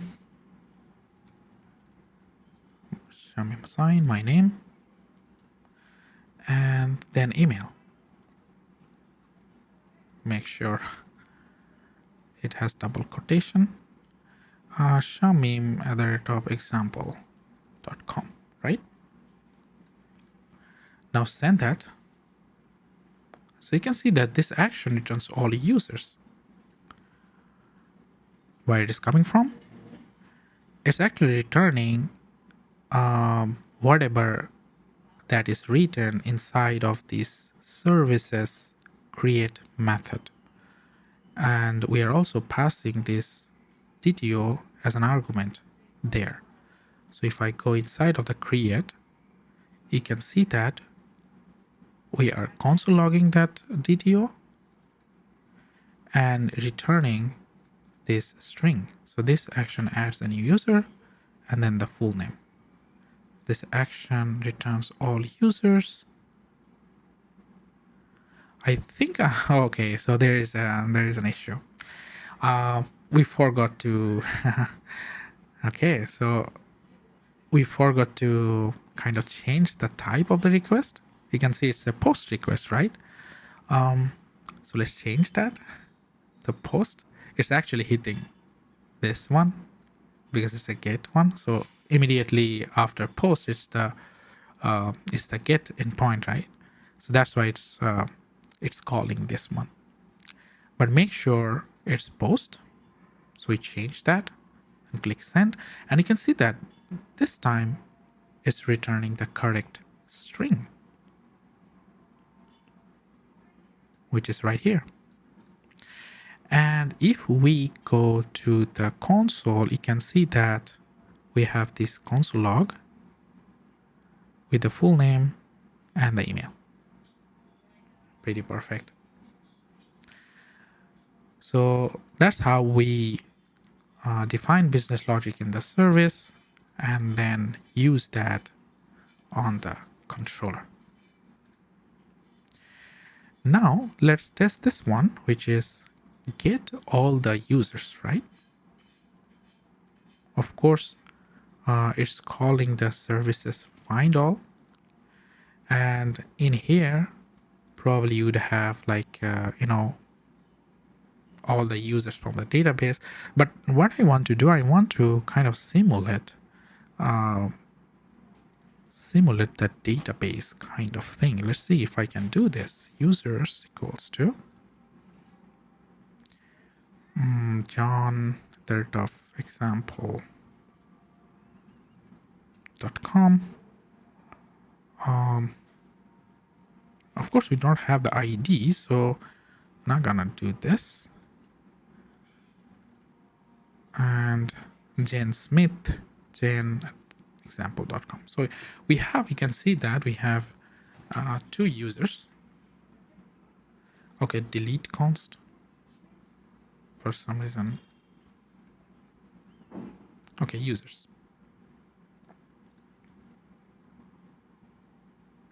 Oh, sorry, it's not. Okay. So we have these users, and I can actually typecast that create user DTO array. So I have now properly typecasted that. And I want to make this as a private. Means this is like really specific. This can be accessible from outside. This can only be accessible inside of this class. So when we are creating the user, we are actually pushing that to that user, right? And then we would find all the users.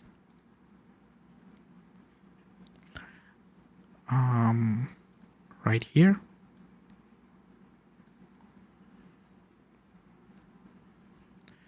This dot users.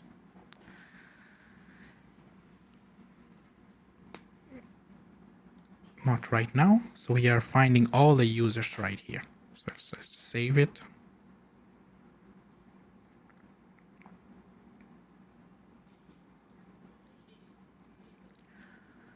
So first we would create one and then get all the users. So right here, I'm going to click.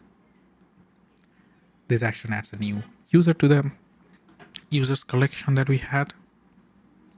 And I'm going to just duplicate this. Get all users. Make sure this is get because it's a get endpoint. And this time it should be, we do not need the body because there is no body right here. The body is only for the create because we want to send some data as payload, right? But here you don't have any payload. So if I click send, you can see that it's returning that array. We are just returning this dot users, and this means this class. This class is users property, which is this one. So you can see that we have 3 entries. 2 of them we already hard-coded. One is John Doe, another one Jane Smith. But we added 1 in our previous endpoint, right? We added my information there. And that's why it's returning all the users. And then next one we want to kind of like see is find one. So we want to find a specific user. So now you can see that we need ID, but the problem is we do not have ID. So let's add the ID in here. ID should be number. So we added another kind of property there, and now it's TypeScript is kind of yelling at us like the property ID is missing. You have to add that. So let's add this. So you can see that TypeScript is pretty handy. Okay? So now we have this ID. We can easily return that right here. So we would use something like this.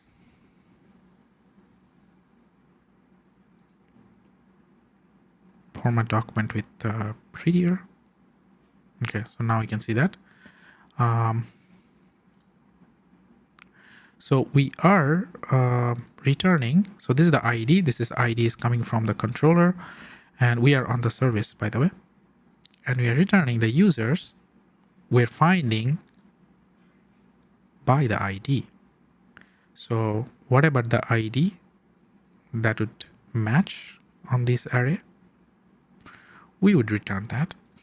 If there is no, it can be actually undefined, because let's say if I add like 4 or 5 ID, which is not there on the array, what would happen is there is no user by that ID.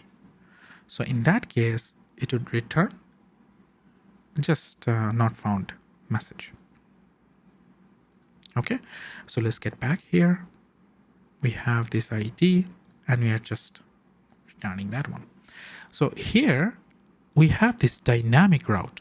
We already saw that on the cats controller, right? You can pass dynamic data as a route parameter, and we have to use this param decorator and the name of the parameter, which is ID for us in this case.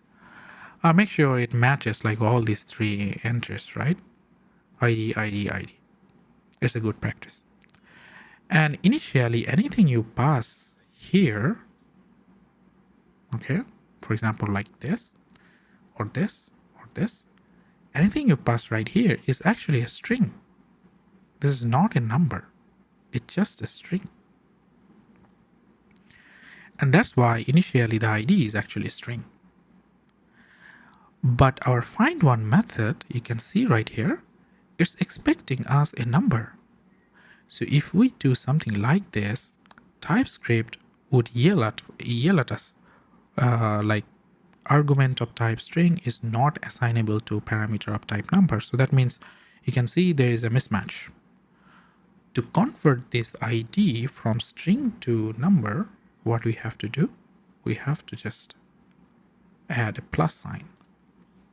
So now you can see that the ID became, the ID is itself is a string, but if we add like plus ID, like it kind of converted into a number.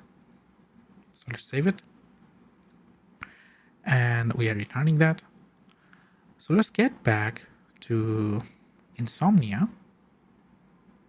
And I'm going to add new users there, send, get all users, get that, and you can see this. Okay, so I do not have ID in this case. So let me just add ID. Of course, you wouldn't send ID like this. You would definitely generate this ID like through the code, kind of like in a special way, or probably the database would generate the ID for you. But for now, since our API is really simple, we don't have that kind of informations.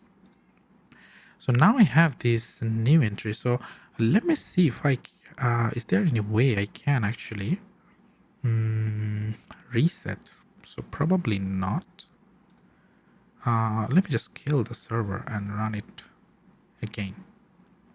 So now you can see that all my data are kind of like wiped out. If I click on it, you can see that I have only 2, and these 2 are coming from the hard-coded data that we kind of have. But if I add another user right here, you can see that. And so there is another entry, which I just added. Okay, so I was actually testing this find one. We added one, we get all the users, and let's get a specific user by the ID. Let me just duplicate that one. Get a user.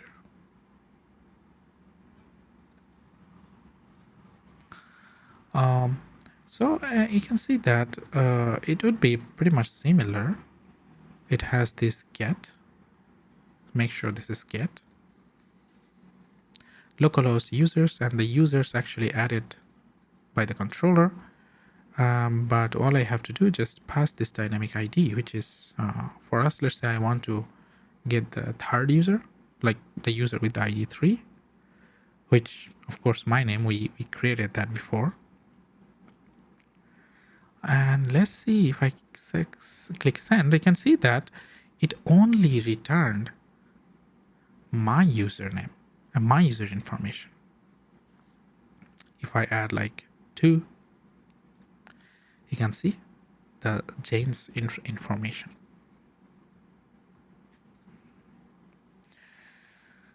Okay, so this is how we can get a single information. Now let's see how we can actually update, right? A patch is like updating the user information. And it's not like we would update all the information, all the users' informations, right? We would update a specific user's information. Let's say I want to rename my name. Okay. So that's why we need an ID. And to update a resource, to update a value. For update, we would use this new decorator, which is patch. And patch ID. And let's call this as update. And you can see that the first parameter is exactly like this one. So this is the parameter ID, and make sure that these three kind of matches. And then initially the ID would be string. And then we need the body as well, because you want to update the user's information, so you have to pass the information that you want to update.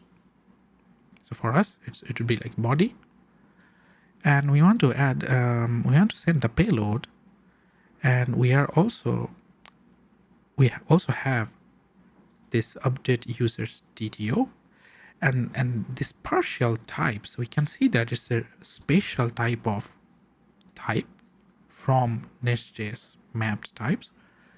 So partial type means whatever the create user has. In this case, you can see that we have ID, full name, email. So it's partially typed. That means this user DTO would be anything. You can pass like ID, full name, ID, email, ID, full name, email, or just ID. It doesn't matter, because this is partially satisfied. But you cannot pass like other informations that doesn't satisfy, doesn't have right here.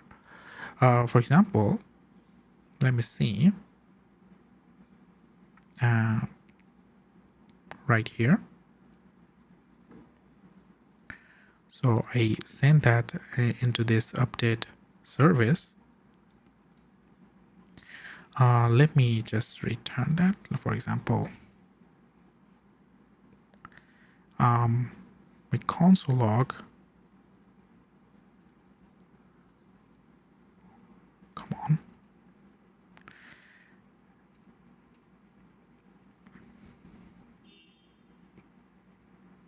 Okay, so you can see that we kind of like simulated an update. And of course, you would update that directly to the database, but for us, it's simple. So I'm console logging the DTO. And if I see I have this email, full name, ID, all these three informations. Okay, but I cannot have like foo bar or something like this. It has to be either of these three, and we have to pass that from the front end to the back end. So here we are getting the user index. So this is the array, like this one.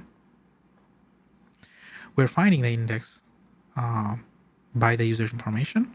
In our case, we are searching by the ID. If it is found, so -1 means it's not found. Okay, so if the user is not there, then user index would be -1. It's not found. We would return a message like user with ID not found. But if it is found, that means the user index wouldn't be -1. It would be something like 0, 1, 2, 3, something like that. And then in that index, we would kind of reassign the user information. So this user index, that means my information, we're spreading that like my whole information, and then the updated information, which we send that. So if we merge all this together, then we would reassign the users, then we are actually mutating that array with the information that we provided.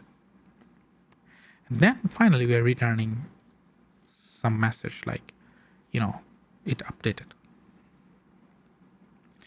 So if we save that, go back to Insomnia. So this time I'm going to just duplicate the post one.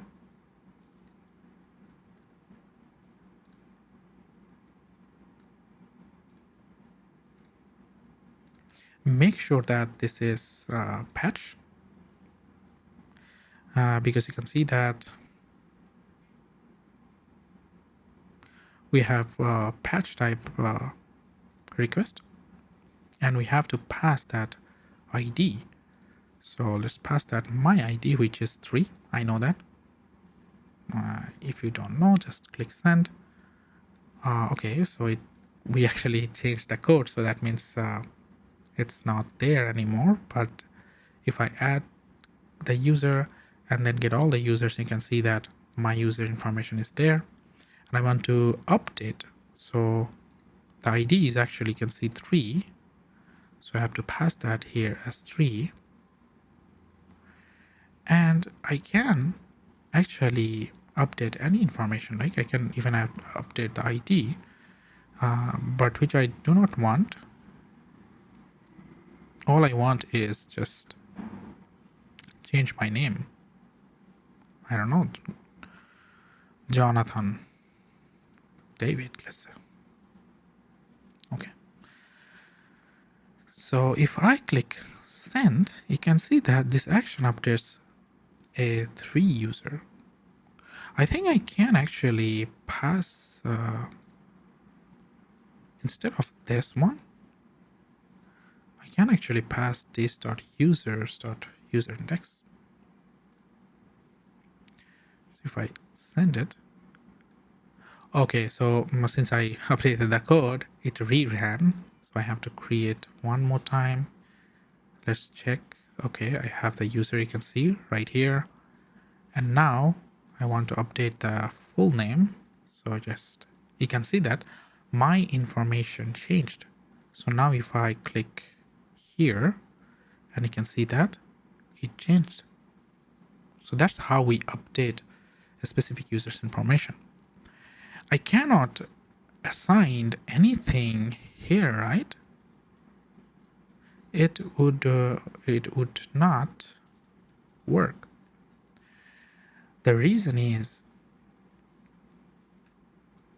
you have to pass the data that you are defining on the update user DTO. For us, it's the create user DTO. Okay, any of these values you have to pass, because this is a partial, so you don't have to pass all the information.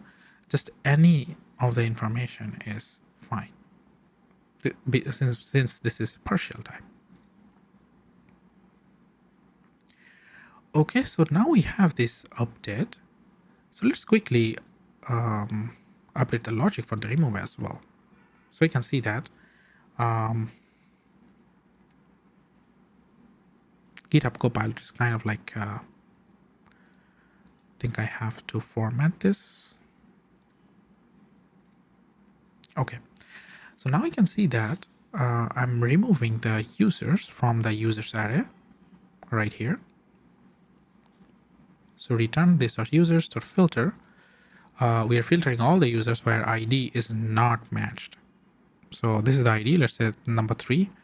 So we are taking all the users that doesn't have the ID. Number 3 means we are filtering out without that user.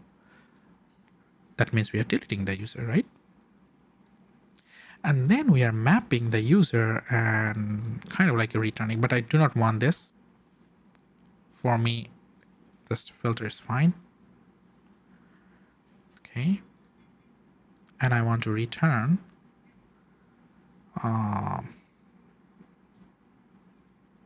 nothing.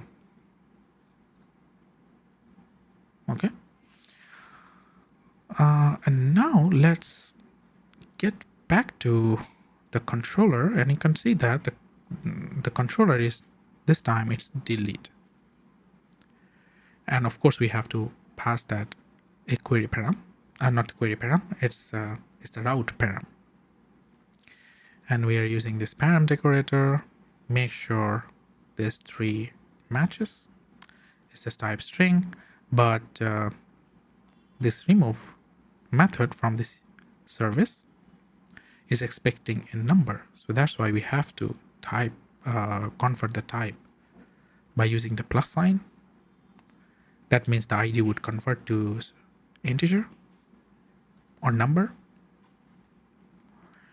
And now we can actually perform this remove action, right? So let's see with an example. This time I'm going to just duplicate this one, delete user, and make sure the request type is delete. We have to pass the query parameter, which that means the user that we want to delete. For us it's 3. I want to delete my information, and I do not need any body because the endpoint is not expecting any body. Only update and create is expecting the body. So that's why I'm going to just remove that one. And just make sure on the remove. So what happens if the ID is missing, right? For example, right here, if I click on it, so no body, I mean, of course the users probably is not there. So we can actually use like if not,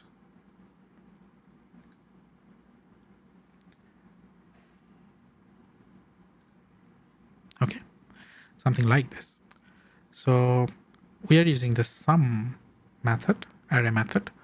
So we are trying to find the user with the ID. If it is not there, you can see that it has this exclamation. If the user is not found, we are just returning a string that the user is not found. So now if I send here, you can see that user with the ID is not found. But let's do that. Let's create the user. You can see that the user created, and if I get all the users, you can see that my information is there. And now I want to delete the user. Okay, so I want to delete the user with the ID 3. So I added that as a route parameter, hit send, and you can see that this time it's 200. Okay. But since I'm not returning anything, it shouldn't be 200, right? It should be 201, like no content or something like that. So the way we change the status code is, yep, you guessed it right. We would use HTTP code. You can see that 204 no content. So if I save that and hit one more time, you can see that 204 no content. Perfect. So I think we covered pretty much everything regarding the controllers, and I believe you are feeling a little bit confident all the things about controllers. So thank you for watching. In the next video we would discuss about providers. That would be like our day 3.